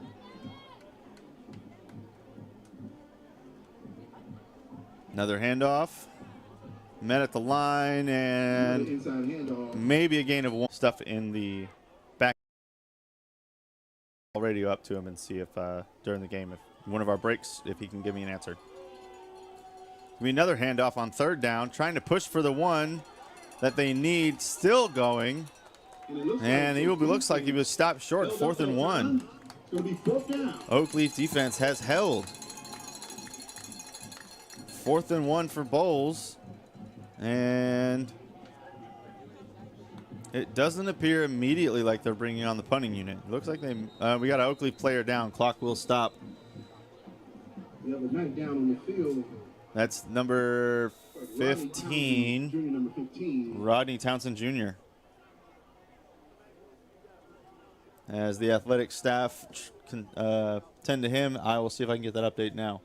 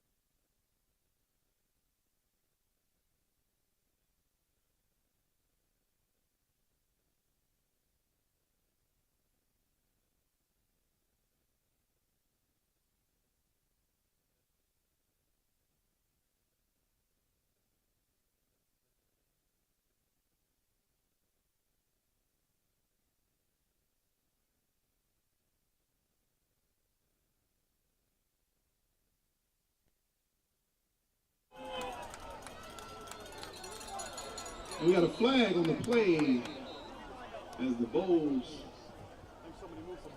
Looks like they were trying to get a quick snap off, and they paid with a flag. And the clock is apparently still running, even though it was stopped. I'm going to stop mine. As the officials sort this out, Bulls trying to get a quick snap off. As of right now, Liam, to give you an update. Hold on, we'll wait for the...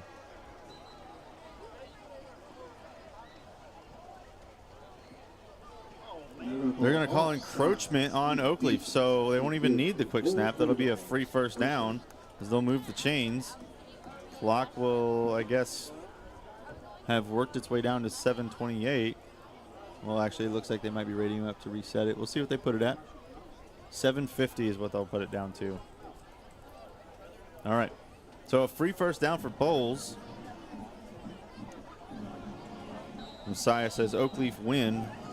They are definitely hoping to, Messiah. But Liam, to answer your question, we've got to carry up the middle left. He's going to be met at the line and push his way forward for about 2. Townsend looks like he's going to play along with Beecham.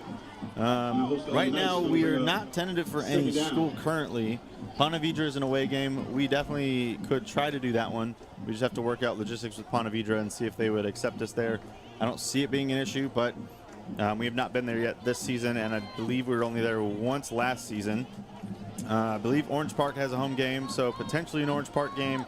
I think Oakleaf has an away game. I'll have to relook at the schedule. This is kind of one of those open pass right-hand side of the field. That's going to be first down. That's Xander Edwards on the catch and run. The first down for Bolles, pushing their way down the field. And he made his way out of bounds. So we will stop the clock at 6:50. He made it all the way down to the 29. And we don't even get to stop our clock because they've reset the change. Clock will run. So definitely, we've got some openings here, Liam, or anybody else in the chat. If you guys want to throw some suggestions for who we should cover next week.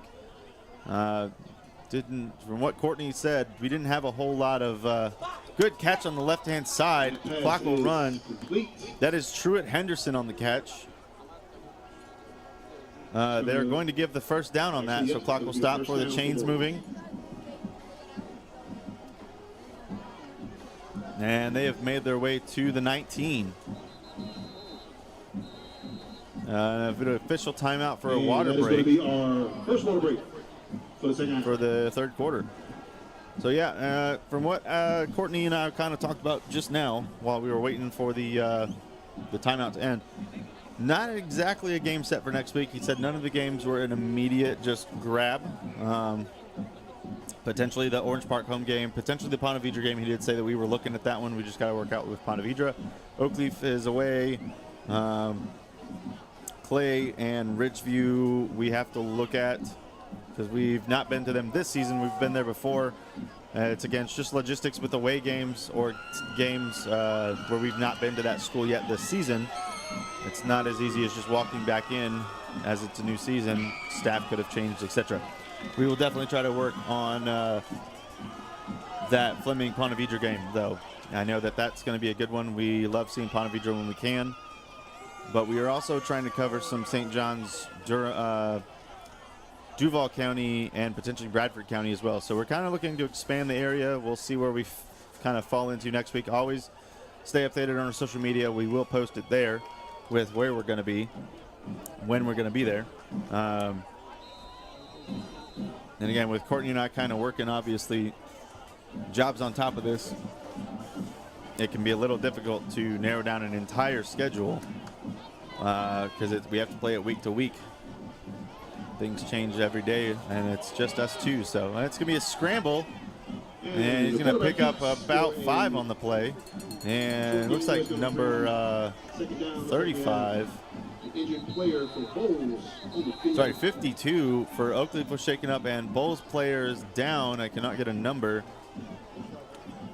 but it will be a second down and 5. 5:43 remaining as the Bulls training staff comes out to tend to their player.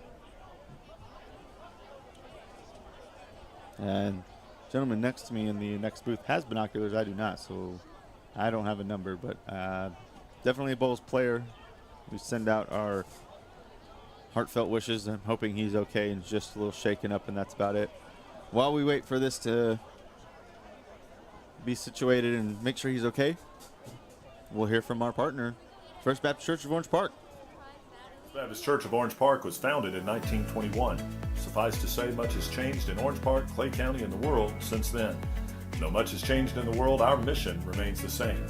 We are a church intent on fulfilling that mission and are strategically engaged in our community through partnerships with local schools, sports teams, veterans organizations, and more.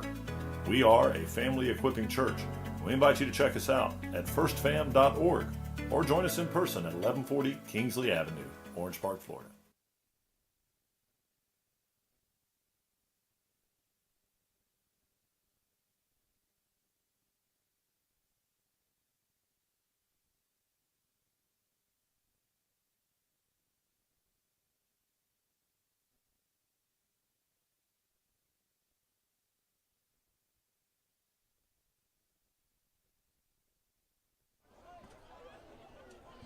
Looks like he is being picked up now.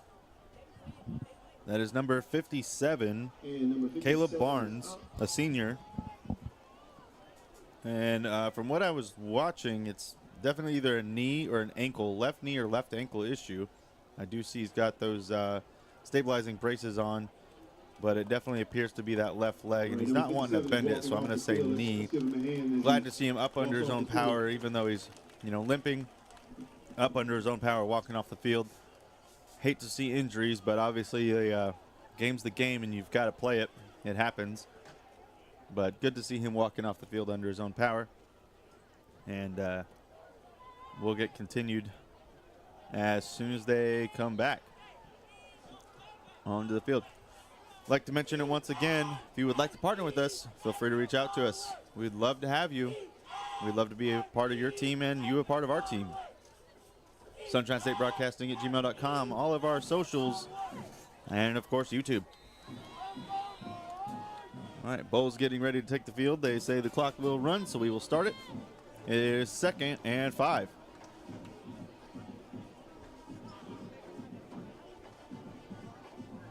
It's going to be a handoff once again, and he is met as Xander Edwards again on the carry. 25, Xander Edwards.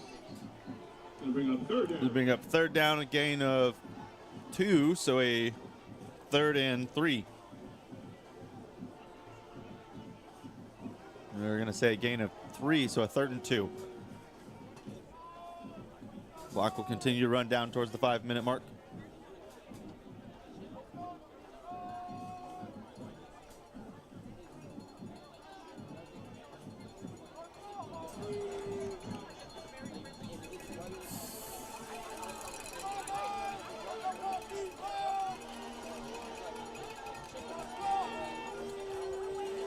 A lot of motion. Snap taken, rolling right, looking. No receiver open, scrambling to the right, passing. Caught at the pylon. They're saying incomplete, out of bounds. Would have been a beautiful foot drag play. Pass was intended for number 1, Naeem Burrows. Again, I apologize if I butcher any names. I'm reading off of a very tiny roster. Pass was intended, could not keep the feet in bounds. Was a great attempt. It's not there. Good scramble by Jaden Weatherly to keep that play alive as much as possible.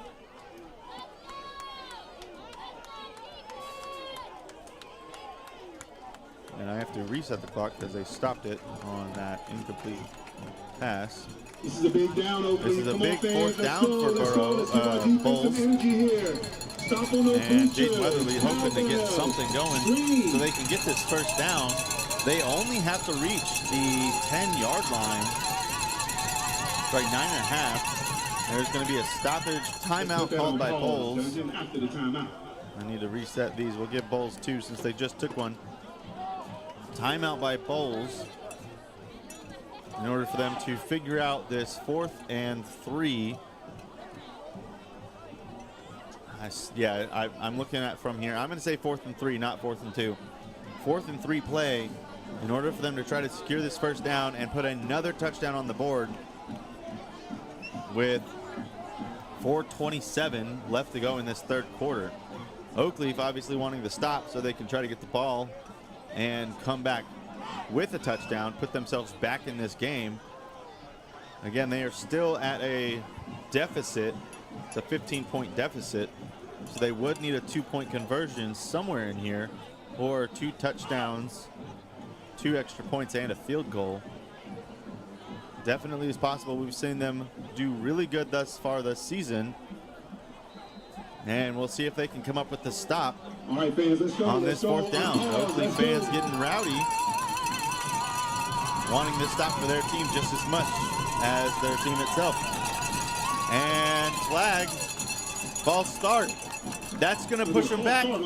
And here comes the field goal unit for Bolles.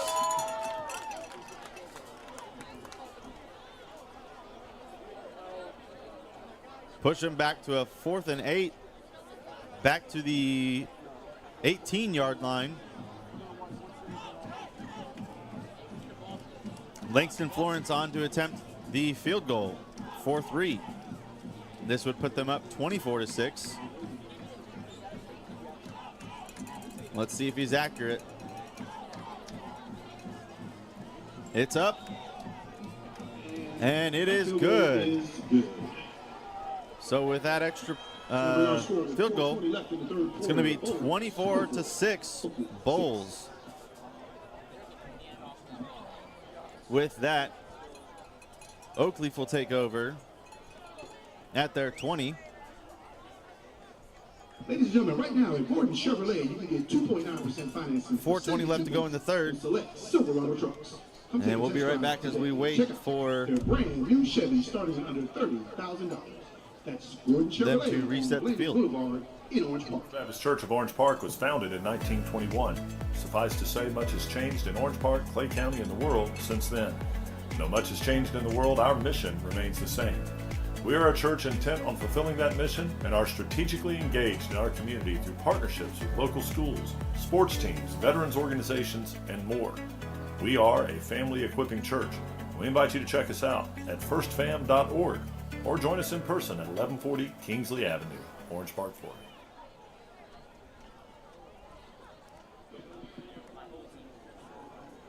Once again, thanking First Baptist Church of Orange Park for their partnership with us this season. We're getting ready for Bolles to kick off. 4:20 left in the third.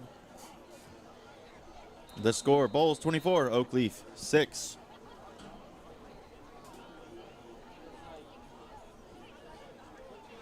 It's going to be Travis Mann to kick off.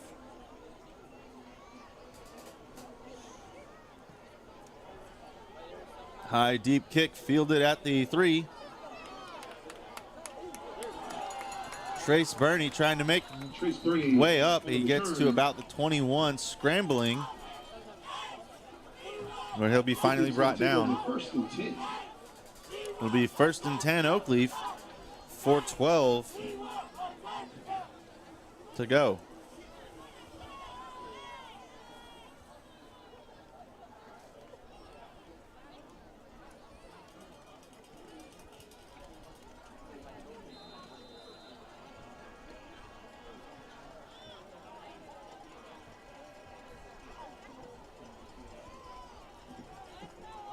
Jack McKissick to take the snap.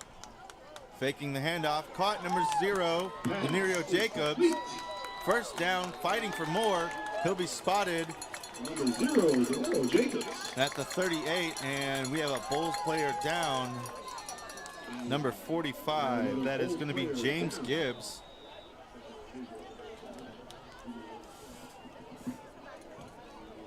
Down on the play.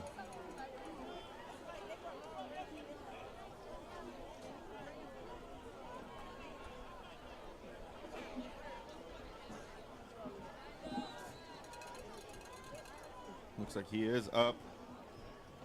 Probably just shaken up on the play. Number 45 is Walking up the field in his own power. Let's give him a hand. Looks like he wanted to run, and they're telling him, no, no, no, no. Just walk. You went down, you stayed down. Just walk up. You're good. Good to see him up under his own power and obviously wanting to get re-engaged. He will have to come off for at least a play. But with that, we will set up a Oakleaf first down at the 38. Clock will roll. Jack McKissick with Fareed Coleman in the backfield. It's going to be a pass. Looking left side of the field on the run. Could not bring it in again. Trace Burney. That was Deshaun Phillips on the coverage. Trace trying to jump and reach over him to get that ball. He kind of overran it, but could not do the same amazing catch he did earlier in the game. Good route run, good pass by Jack McKissick, just not meant to be.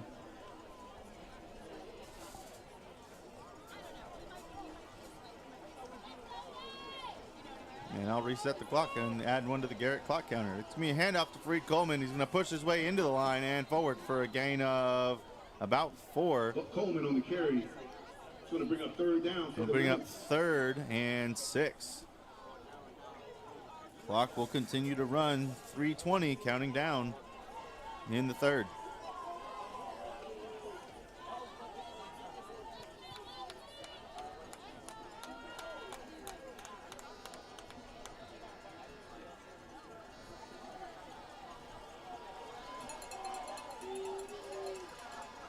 I was just reminded seeing number 33 come upfield. A couple games ago, I was calling Reggie Ferguson, who was number 21, as number 33, C.J. Moses. I had an outdated roster, so want to give a shout out to C.J. Moses. Good pass, left-hand side of the field. It's going to be Sincere Murphy. That's going to be good for a first down. But I wanted to give out a shout out to C.J. Moses, the true number 31, as I had an outdated roster and I was calling Reggie Ferguson instead. Just wanting to give a shout out, obviously, to both of you. Great players. Love to see you. And CJ, I apologize. I was calling Reggie's name. Reggie, enjoy the highlight reels with your name in them. But awesome support of your teammate, CJ Moses. And I've got an updated roster, so it won't happen again.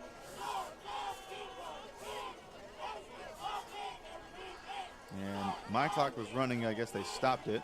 It's going to be a pass, right-hand side of the field. Caught, number 1's trying to scramble, fumble. Ball's down, kicked. And number 77. And the fumble was recovered. Vladimir Adamasi ends up falling on it, maintaining possession for Oakleaf. But that is going to set them up with a very rough second down. It's going to be a 2nd and 20.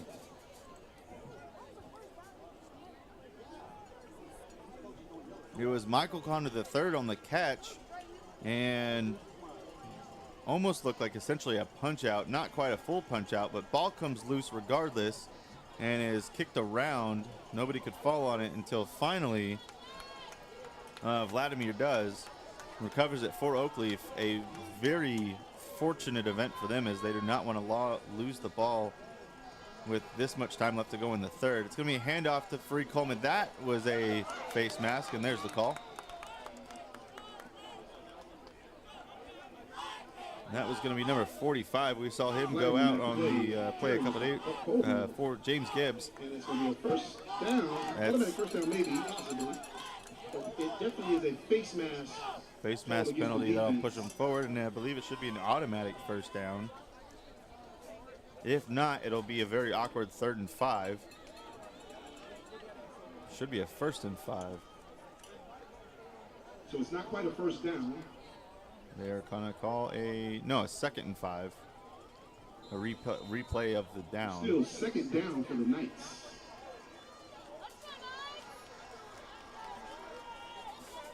And I will have to reset my clock as I did not for the chain movement. And go. Jack McKissick with a 2nd and 5 in a very fortunate position from the 2nd and 20. Looking to pass, left-hand side of the field, seeing nothing. Flag on the play. Caught, right-hand side of the field. And that's going to be Denario Jacobs. There is a flag on the play, and it probably a holding penalty from where it was thrown. There was a cluster of Oakleaf holding on the offense. That'll push it back. So it'll be a replay of the second down with a 2nd and 15. So a 2nd and 20 to a 2nd and 5 to a 2nd and 15. 3 plays, same down.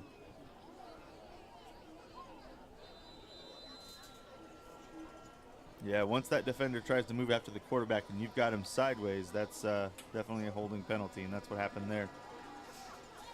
So again, Jack McKissick with Freed Coleman in the backfield, looking to come up with a first down conversion or at least some yardage on this 2nd and 15. Not getting anything on the hard count.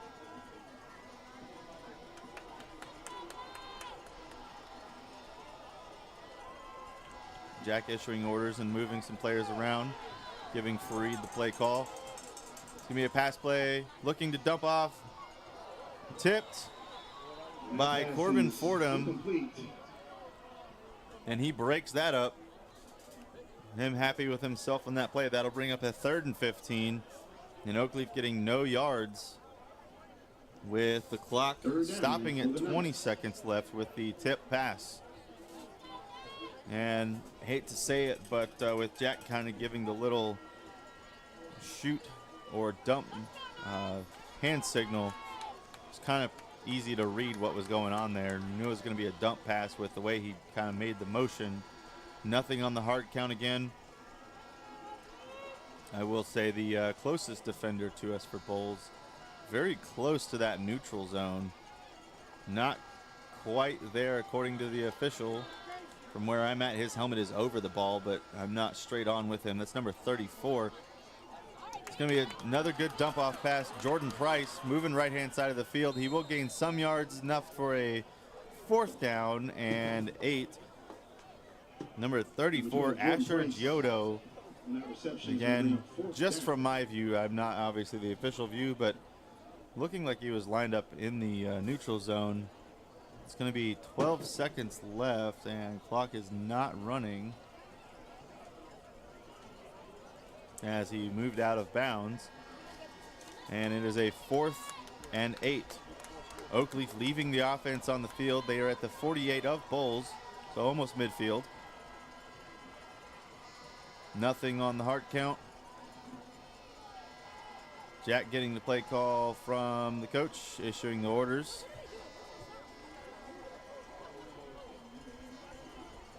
And here we go. Looking for another dump off. Free Coleman looking for yardage. Definitely got close. They are going to give him to the 40. That's a first down, Golden Eagles. Sorry, not Golden Eagles. Go first down, Knights. I'm getting my teams mixed up once again. First down, Knights. I'm used to calling first down Golden Eagles, as Fleming Island is one of our big teams. My mistake there. Put it in the ad libs, or the what do you want to call them? The bloopers. With that, that will end our 4th quarter. The field will be flipped. Ball will be placed at the 40 on the opposite side, and we will come back right after this. Baptist Church of Orange Park was founded in 1921. Suffice to say, much has changed in Orange Park, Clay County, and the world since then. Though much has changed in the world, our mission remains the same. We are a church intent on fulfilling that mission and are strategically engaged in our community through partnerships with local schools, sports teams, veterans organizations, and more. We are a family equipping church. We invite you to check us out at firstfam.org or join us in person at 1140 Kingsley Avenue, Orange Park, Florida.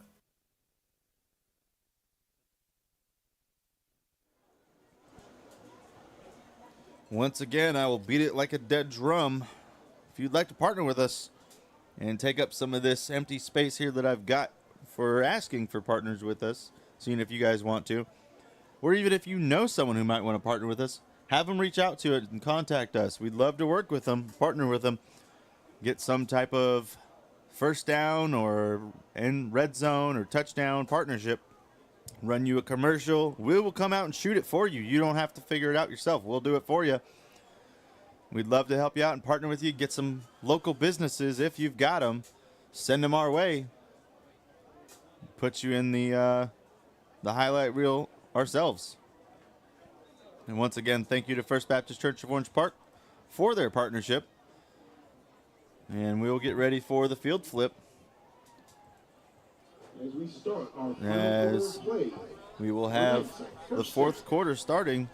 First down at the 40.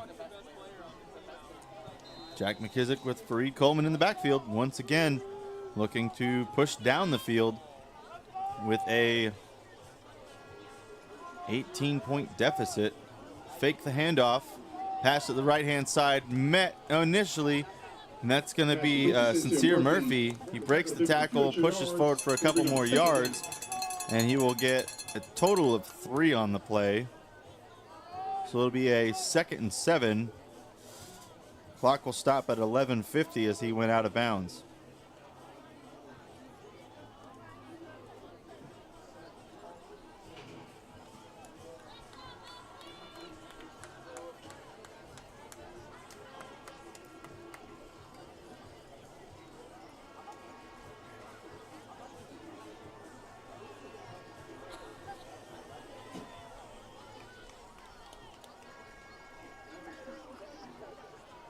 Jack reading rush, blitz, and he keeps it.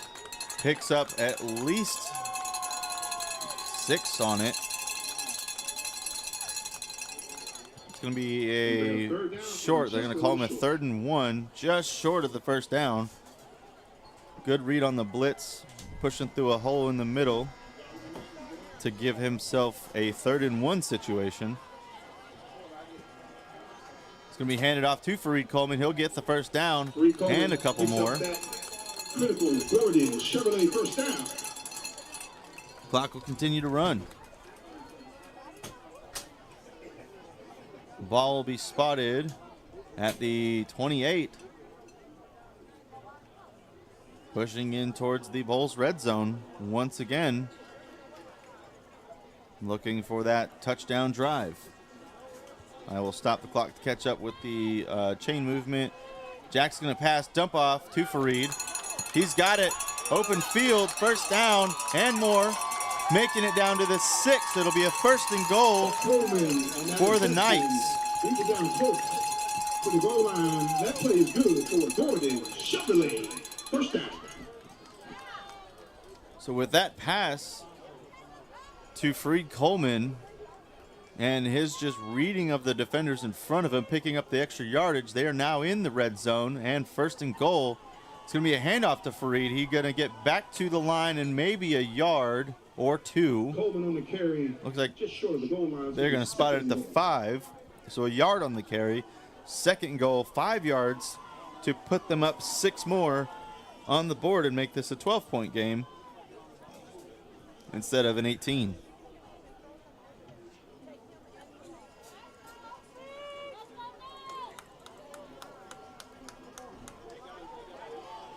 Lining up the clock once again. They're going to hand it off. And he's going to be met in the backfield and stuffed. That was C.J. Moses calling it correctly this time, number 33 on the carry. And that's going to bring up 3rd and goal. And that'll push him back to the 7. And he is coming off limping just a little bit. That gave Fareed at least a breather for one play.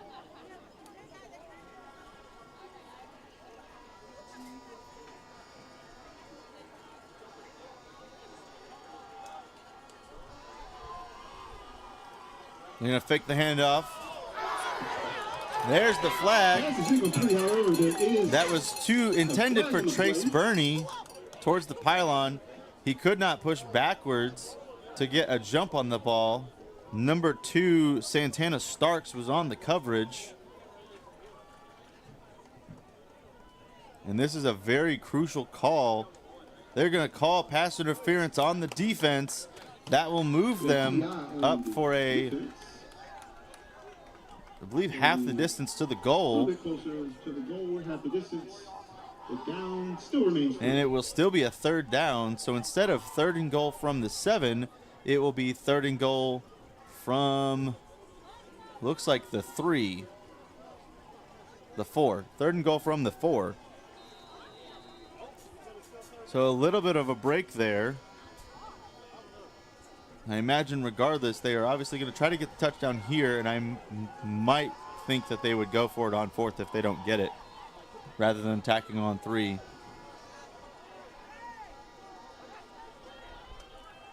It's going to be a handoff to Freed Coleman up the middle, pushing. He's going to make it to the 2.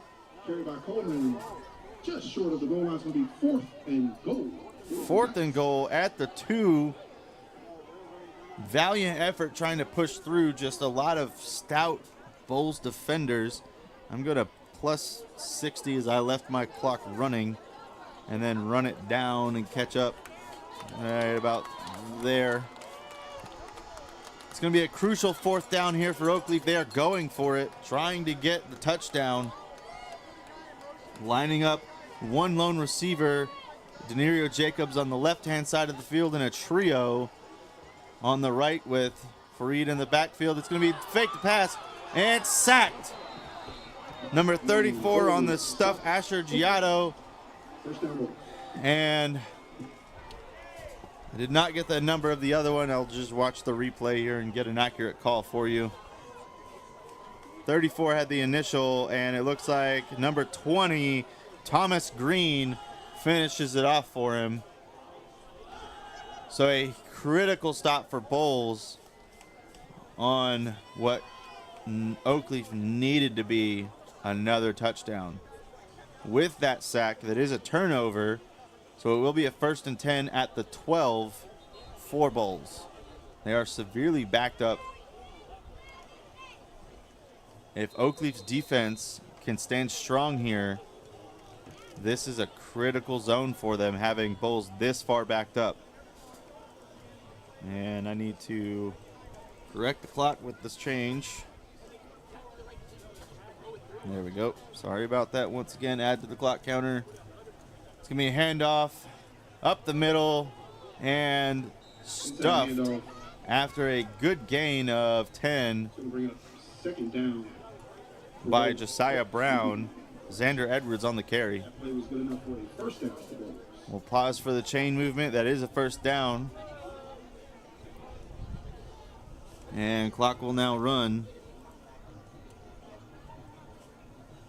Just matching up with the official clock here, 23:22. And we'll go. 1st down for Bolles. That was a 10-yard gain, so they're at their 22 now.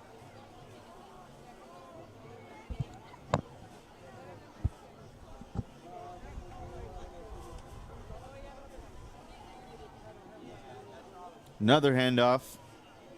Xander Edwards pushing. Inside handoff this time for a short gain. It's going to be a short gain of 3. They're going to spot him at the 25.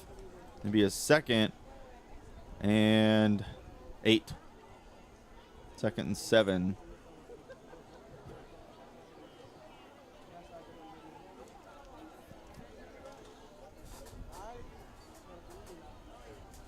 And Bolles does not have to be quick about this at all. All they really want to do is just run this clock down. So I imagine they will continue running plays until they absolutely have to pass, whether it be a 3rd and long situation, most likely.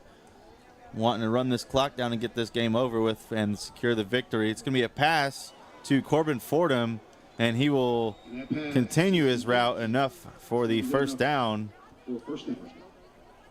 And good sportsmanship there, giving a lending hand to Rodney Townsend Jr., who made the tackle, picking him up. And we'll stop for the chain movement, give him the 1st down once again. Ball is now at the 36.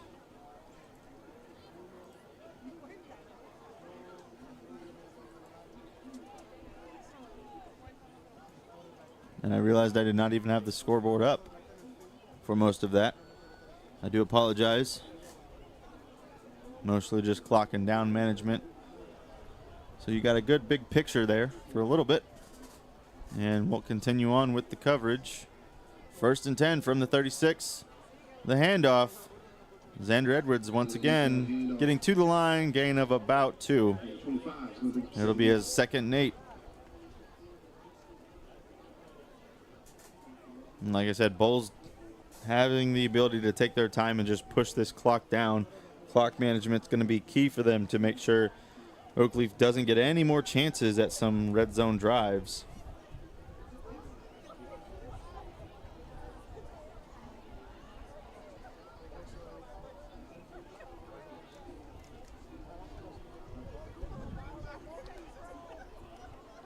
While we're here, I'll see if I can give some updates on the scores again.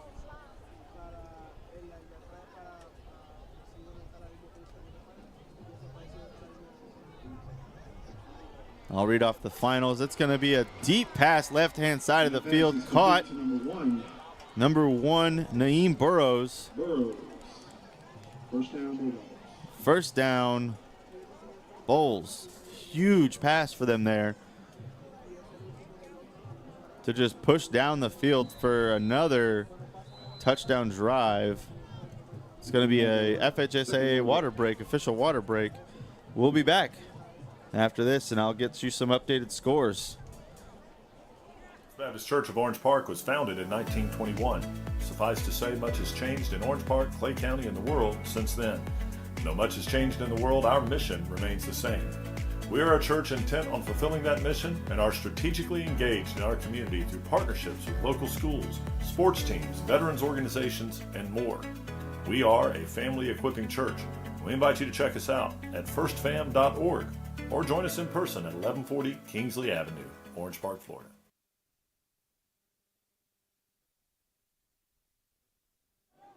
And we're back. I did actually find out what those numbers were earlier.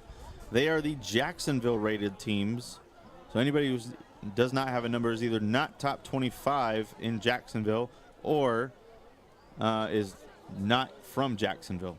So I've got a couple finals here for you. Number 5 Mandarin versus IMG Academy. IMG Academy wins 57-7 against Mandarin.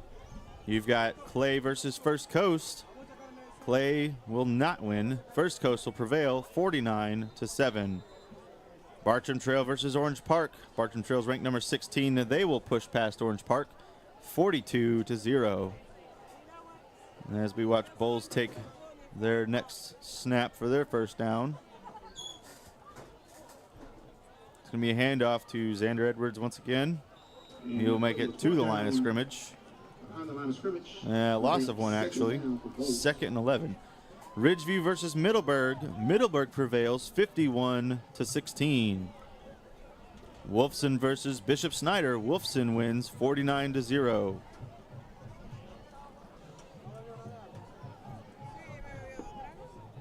And that is it for now on finals. We'll check a couple of the local teams. Let's see what we got scores.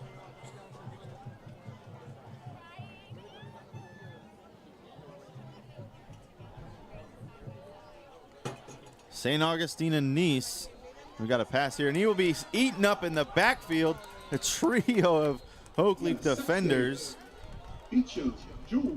And the initial tackler does not get up on the play. He is helped up, but he is hurt. That is, I believe, number 0. Sorry, number 11. Ashnell Lucius was the initial on the play. That will stop the clock, at least for a moment, while he is tended to.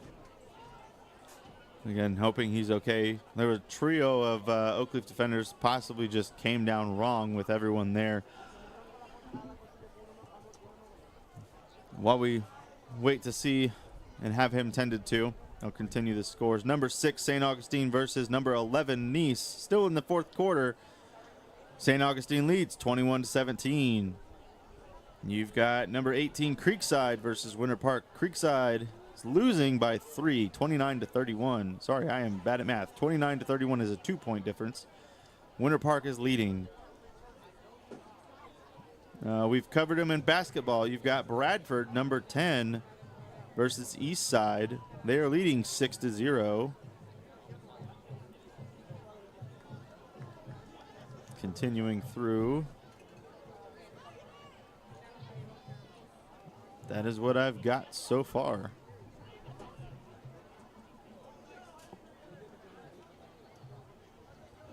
Good to see Ashton Lucius up on his feet. Definitely looks like a shoulder. May have come down wrong on it. Like to see him walk in, making his way to the sideline.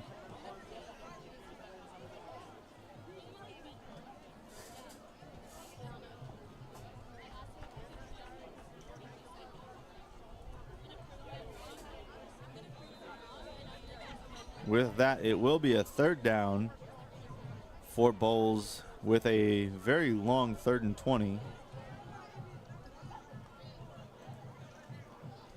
Handoff, good run for 10 yards Inside handoff. by Xander Edwards. That'll bring him for a 4th down and 10. It's going to be 4th down. Fourth and 10 for Bolles. Again, just wanting to run this clock. Under 4 minutes to go now.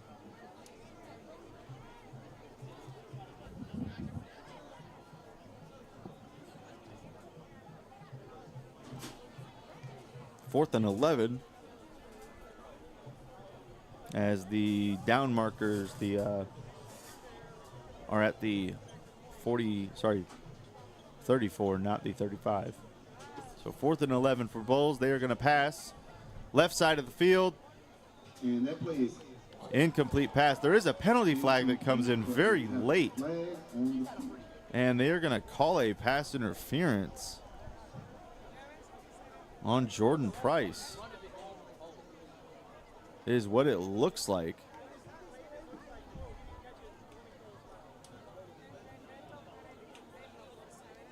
That would be a very terrible call. I mean, he was basically just in front of him, kind of blocking him from getting there, which I understand where they would think it is, but he wasn't putting hands on him. We'll have to see what they say here.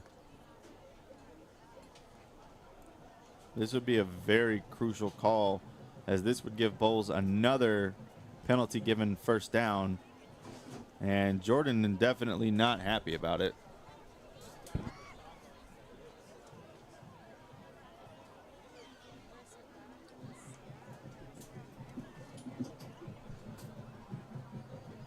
And we will bring the clock down to where the official clock is as we wait for the call.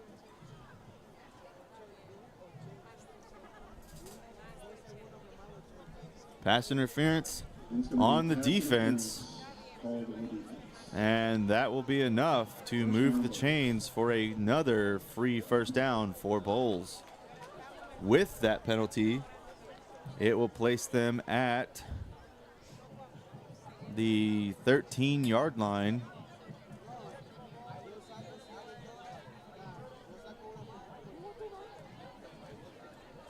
With a 1st down. Still with the chance for another 1st down at the 3 for them to score another touchdown here. 3:19 left, so realistically they could take as much time as they need to get this 10 yards, get another 1st down, and just wind this clock out. I don't think they will. I expect them to just put a touchdown on here and kind of put Oakleaf out of any contention of a comeback. And there will be a flag before the play is snapped. It's going to be delay of game. So that'll push Bolles back to a 1st and 15.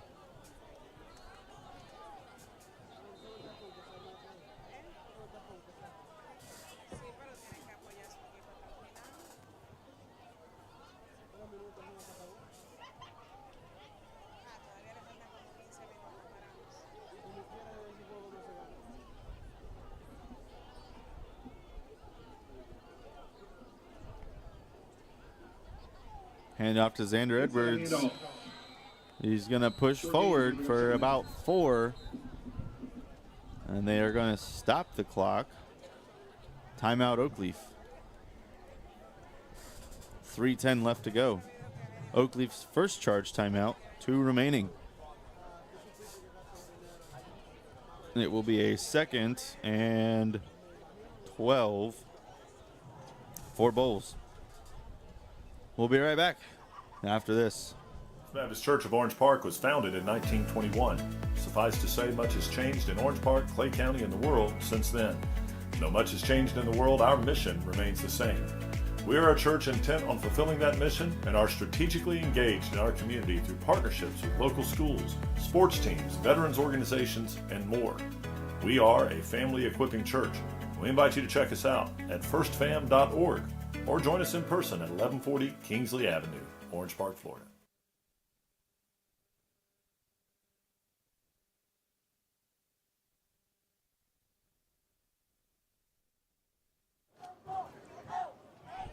Both teams retaking the field. Oakleaf trying to preserve the clock so they can try to get some type of more points on the board. Hasn't been the complete shutout that they've done to other teams thus far, but they're definitely getting a little bit of the taste of their own medicine here. Potentially having a very similar situation Fleming Island have. Fleming Island, when they played against Oakleaf, was definitely just in their own heads, as we saw them play really great football the week after. Oakleaf, I have a feeling, is definitely in their own heads this week, as Bolles is definitely a tough team to beat. Handoff to Xander Edwards, pushed forward. That will bring up a third down. We will run the clock down to where the timeout was called with 3:03 left on the clock. 3rd and 9.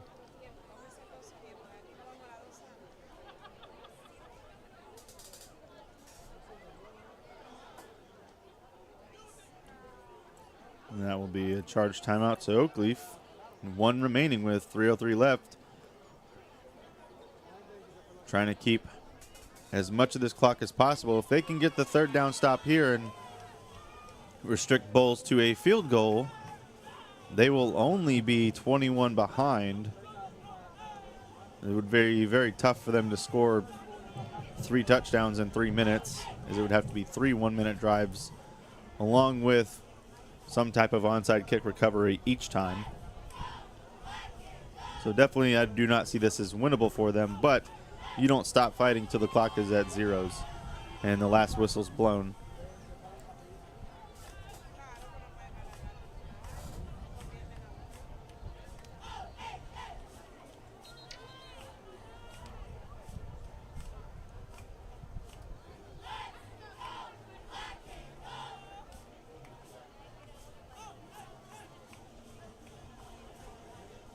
Bolles retaking the field for their 3rd and 9 play.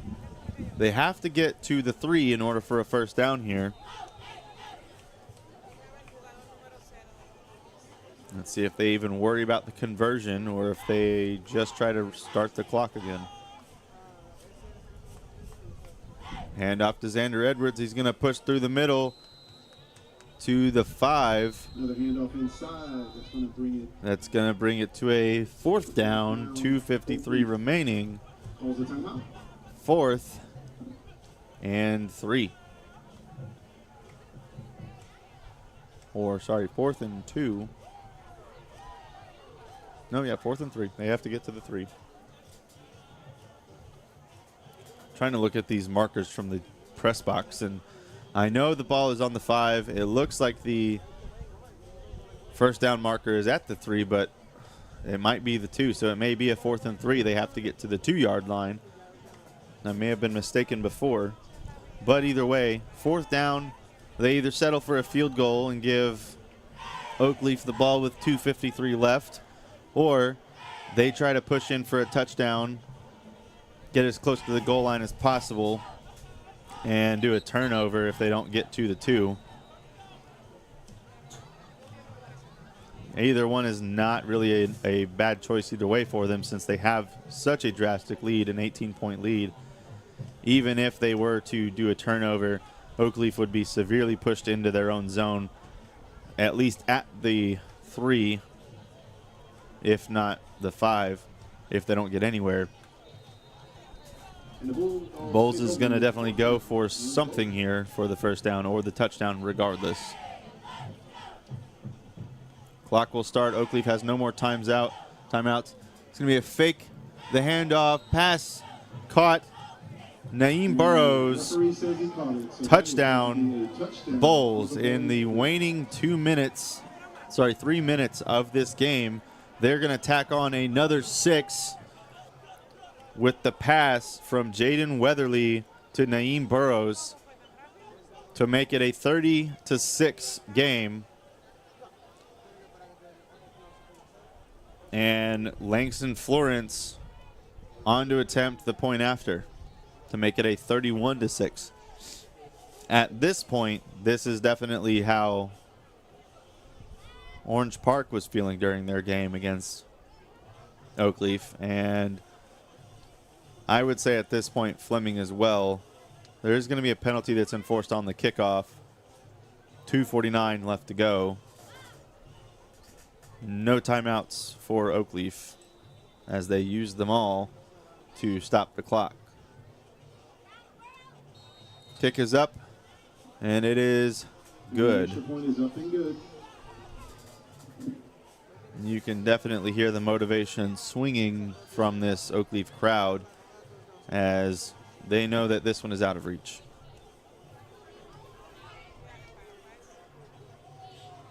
So much so they don't even have the energy to boo the cheerleaders running across the end zone with the Bolles flags once again.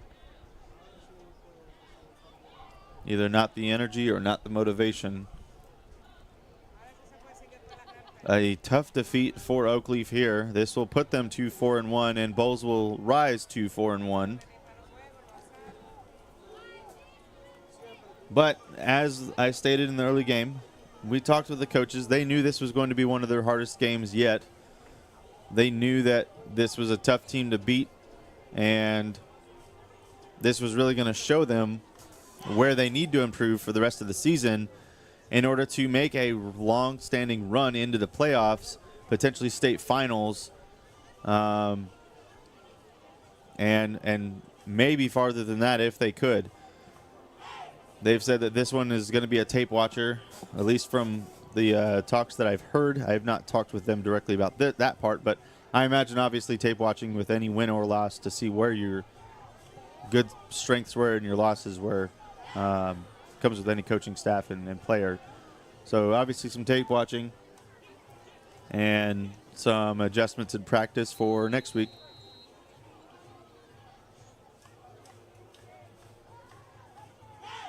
The kickoff fielded at the 20.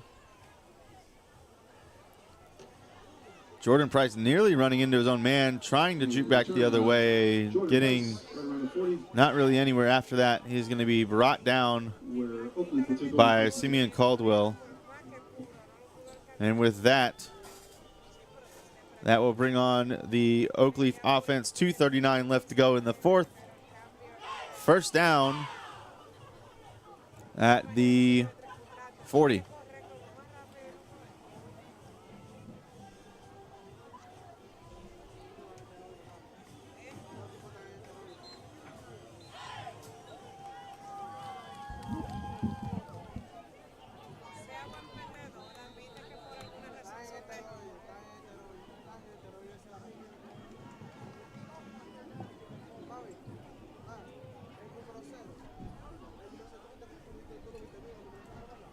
With that, the clock will start. Oakleaf has no timeouts. Jack scrambling, and he's going to be brought down. Fumble, picked up by number 34, Asher Giotto, and that will be a recovered fumble for another 6 on the board. Nothing in high school is reviewable, so they won't say if the knee was down or not. That will tack on another 6. For Bolles on a fumble recovery after Jack was trying to scramble, and the pressure was by number 5, Christian Hayes, who tripped him up and caused the fumble that Asher Giotto was able to recover and run in for the touchdown uncontested, with Langston Florence now on for the extra point once again to make this 38-6. A 32-point deficit for Oakleaf.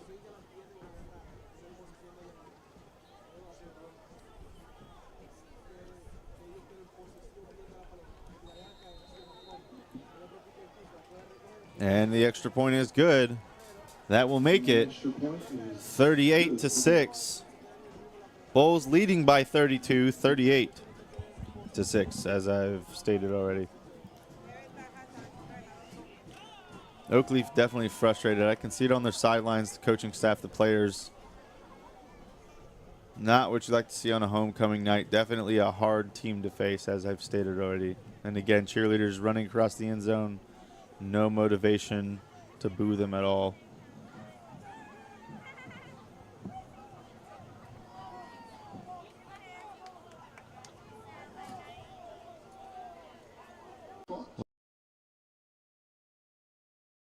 Covered it. Covered it.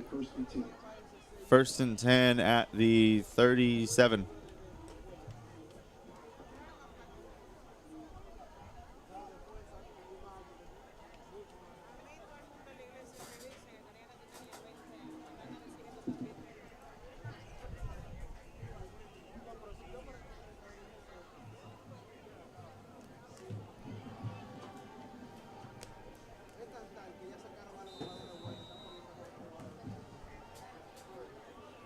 Bolles motivated after that fumble recovery for a touchdown. Jack's passing left-hand side couldn't match with his receiver, Sincere Murphy. Not on the same page. Sincere was continuing towards the sideline. Jack wanted him up the field. And obviously they're talking about it, making sure hey, it's okay, we'll figure it out.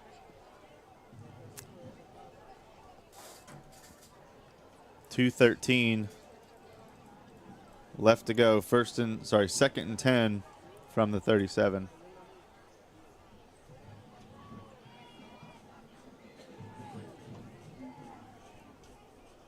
Another pass, same play. Sincere Murphy has it this time, and he will be brought out of bounds. It's going to be third down. That will bring up 3rd and 2.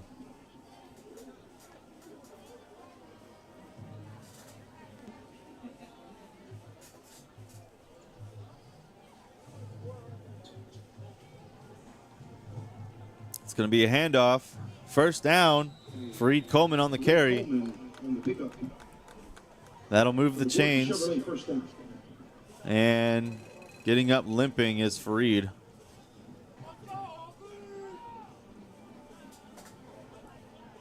Clock will now run as the chains have moved. First down. Ball at the 47 on Bolles' side. Quick pass to Trace Burney, right-hand side of the field. He's got some room. He's moving, juking. Good effort. He will get brought down at the 28.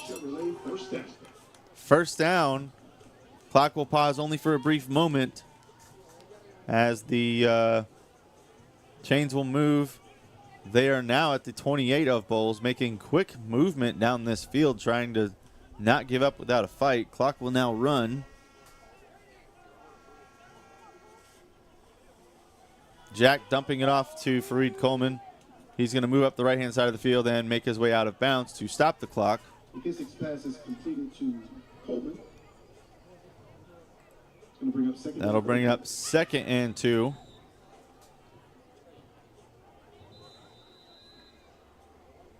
Clock is stopped as Bolles takes a timeout with 1:23 left to go.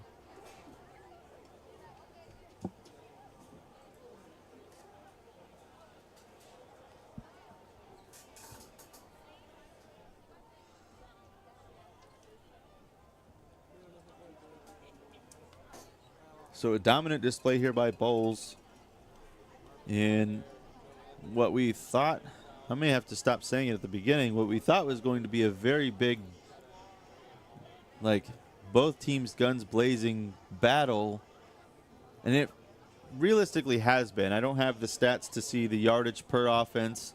Oakleaf has made good yardage. They just have not been able to complete that yardage for touchdowns. So realistically, it has been a good battle. There's just not been much that they've been able to really do about putting points on the board. Getting close a couple times, just not being able to finish it off.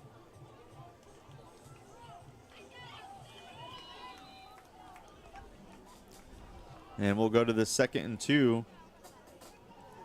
Clock will start. Jack just going to scramble for it. Continuing for a couple more. He's going to give himself up at the 10. Clock will stop for the chains to move. It's down just outside the 10-yard line. That play was good for Gordon. It's going to be at the 11, so he will still have one more chance for a first down at the 1. Clock will now roll. 1:10 and counting. Handing off to Freed Coleman. He's going to push up the left-hand middle side. Push forward to the 4-yard line. Second down and 3. Number 28, Ezra Brown. On that carry. Sorry, Ezra Brown. All I saw was the 2. 28, Ezra Brown on the carry. And clock still counting down. 40 seconds to go. Number 28, Ezra Brown, still in the backfield. All I saw was the initial 2, so that is my mistake. Quick pass left-hand side. Trace Burney caught. He's going to swing himself to the left-hand side. Couldn't get it. He's going to get to the 3. It'll bring up third down. 2 to go. And clock counting down into the 15-second range. Guys, like we saw down the field, getting where they needed to go. I think the name of the game tonight has just been capitalization. Not able to get where they need to go. And that will final it out. Your final, Bolles 38, Oakleaf 6. 32-point victory for Bolles in, again, what Oakleaf knew was going to be their toughest match of the season thus far. We love to be here and supporting them and see what improvement they'll have out of this, as this is definitely a tough one for them. We will have your post-game coverage as the band will come and take the field, normally during halftime, but with homecoming, they do a post-game performance. We will have your coverage of that as we did last week with the Fleming Island homecoming coverage, as they called it the Battle of the Bands. And we'll be back after a message from our partner for that post-game show. Feel free to stick around and watch. If you do end up leaving us before the post-game show is over, we appreciate you watching. Have a good night. Stay safe. We love to see you next week.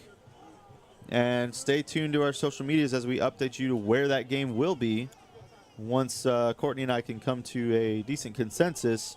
I think right now the front runner is probably the Ponte Vedra game, Liam. And we'll just come to a final consensus. And again, we'll update our social medias. And as always, keep a lookout. One more time for us. This is First Baptist Church of Orange Park, our current season sponsor. We appreciate them. We appreciate everything they do for us and for the community. And we'll run it one more time for you. First Baptist Church of Orange Park was founded in 1921. Suffice to say, much has changed in Orange Park, Clay County, and the world since then. Though much has changed in the world, our mission remains the same. We are a church intent on fulfilling that mission and are strategically engaged in our community through partnerships with local schools, sports teams, veterans organizations, and more. We are a family equipping church. We invite you to check us out at firstfam.org or join us in person at 1140 Kingsley Avenue, Orange Park, Florida.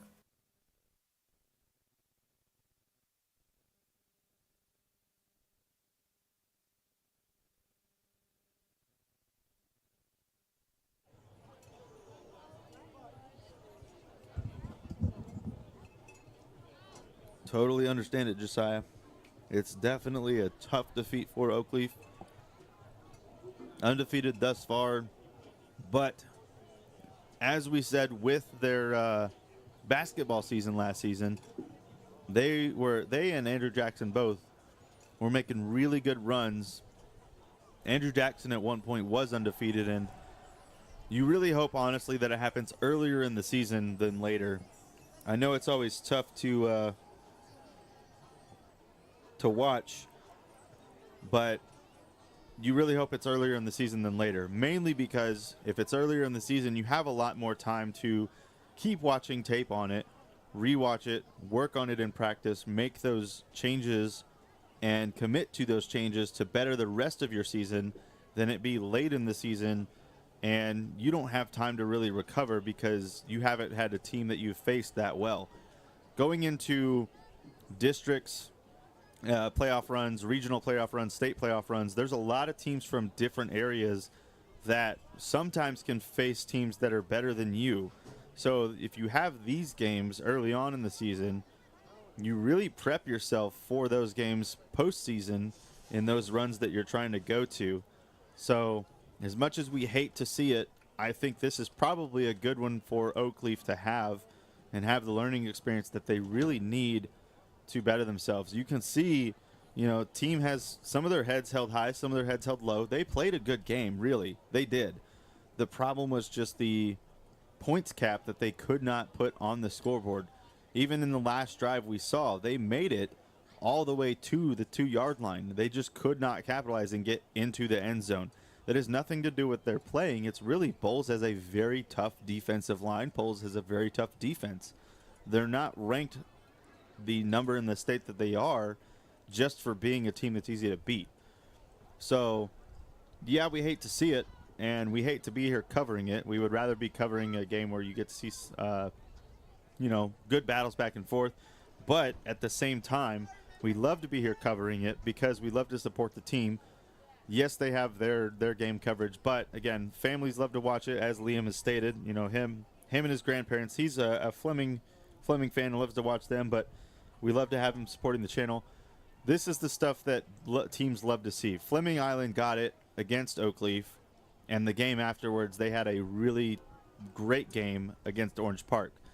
I'm not going to make comments against Orange Park because Orange Park's program is rebuilding. We've all seen that for the last couple of years with Florida Sports Broadcasting and now Sunshine State Broadcasting. Orange Park program is being rebuilt. We've discussed that with the coaches. They know it. We know it. So Orange Park is going to have struggles. I won't consider them a easy opponent. They did put up a decent fight. They scored a touchdown against Oakleaf, and Fleming did not. So they obviously have some potential, but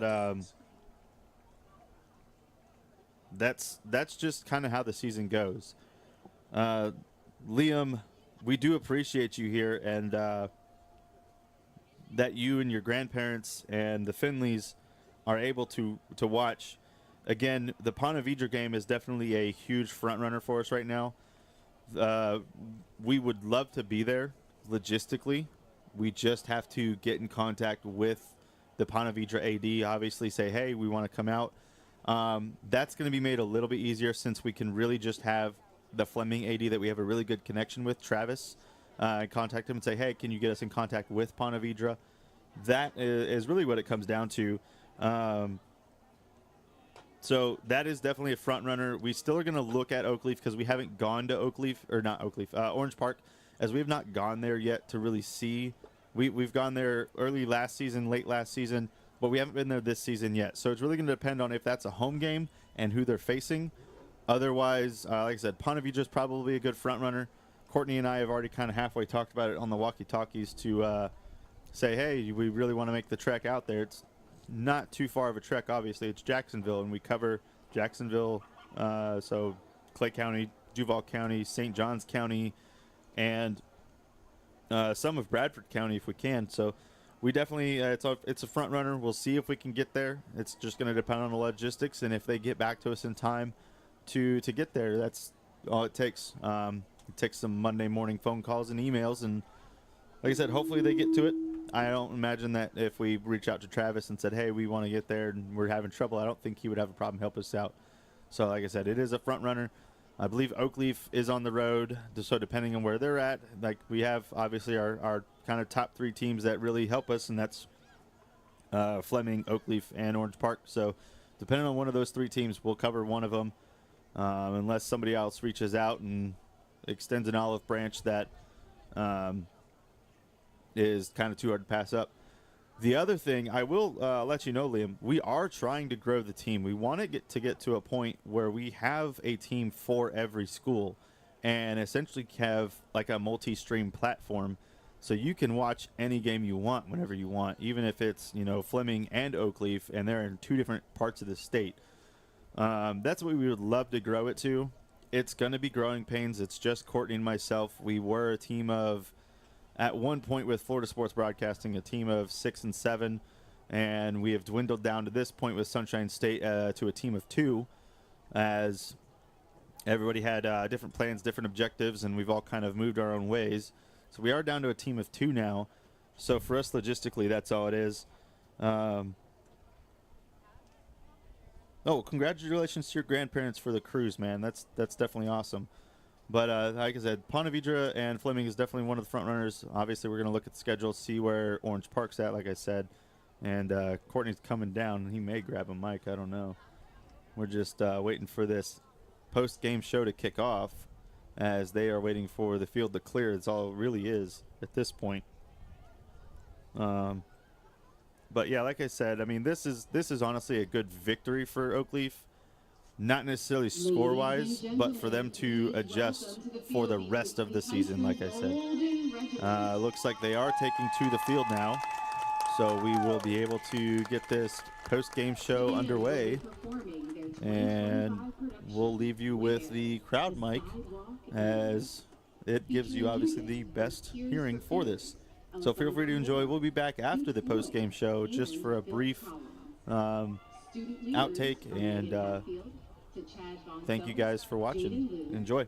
Dylan Davies, Sophia Cordero, Ava Williams, Jadra Glover, Jalen Tutler, Leonardo Arias, Aiden Prather, Kirstine Perez, Kylie McCoy, Sophia Torres, Owen Mills, Kimberly Ryan, Christopher Weeks, Johnny Crafts, Christian Magalesh, Paige Barango, Evelyn Nickel, Grace Roca, Mayana Walker, Madison Klein, and Mariah Ingram.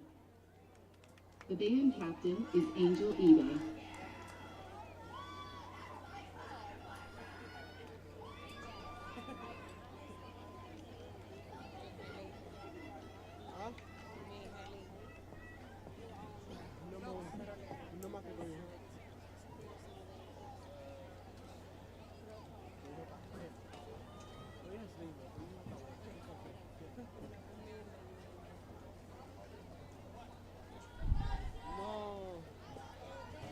No ser humilde, ser confiante.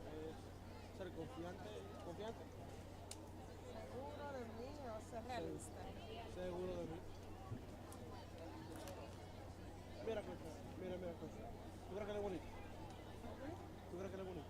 ¿Quién? El que está ahí mismo caminando. Pues sabe, de pelota. ¿Tú crees que él es bonito? No tengo. ¿Quién llegó acá?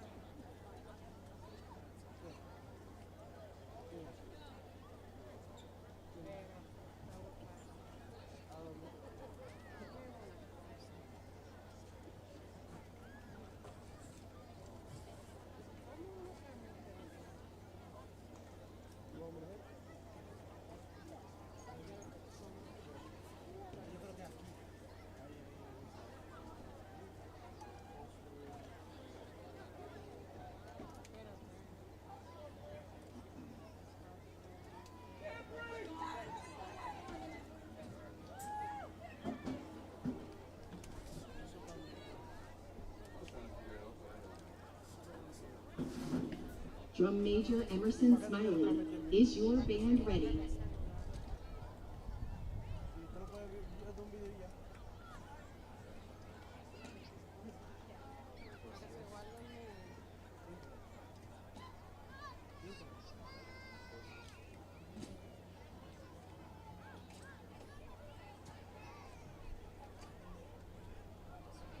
Oakleaf High School, you may take the field for your performance.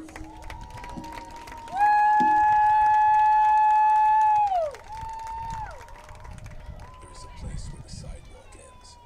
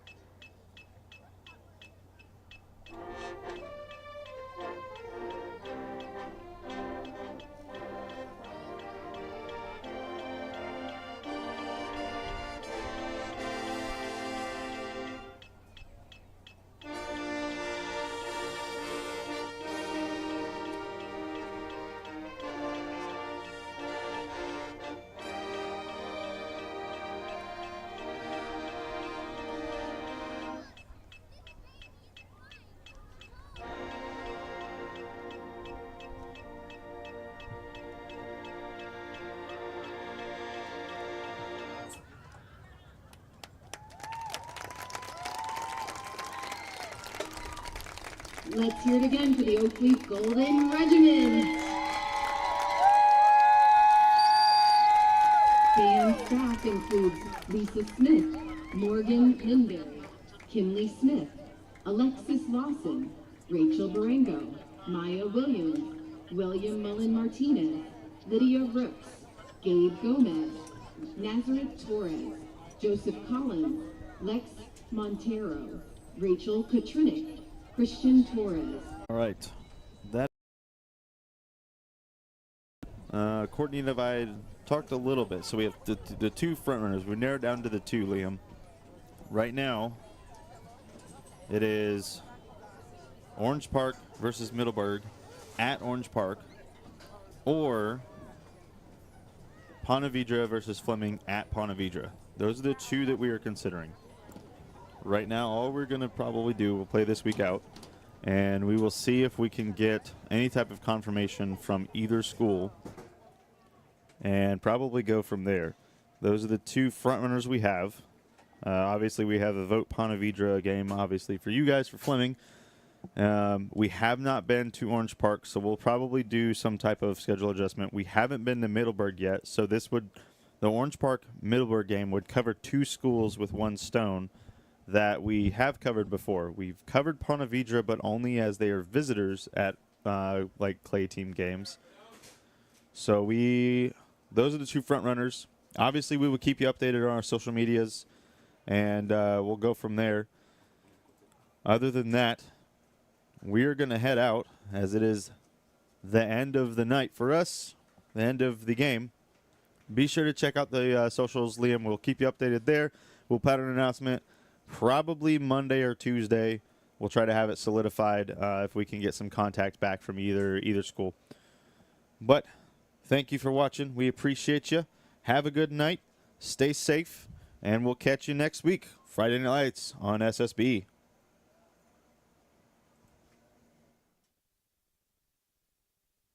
First Baptist Church of Orange Park was founded in 1921. Suffice to say, much has changed in Orange Park, Clay County, and the world since then. Though much has changed in the world, our mission remains the same. We are a church intent on fulfilling that mission and are strategically engaged in our community through partnerships with local schools, sports teams, veterans organizations, and more. We are a family equipping church.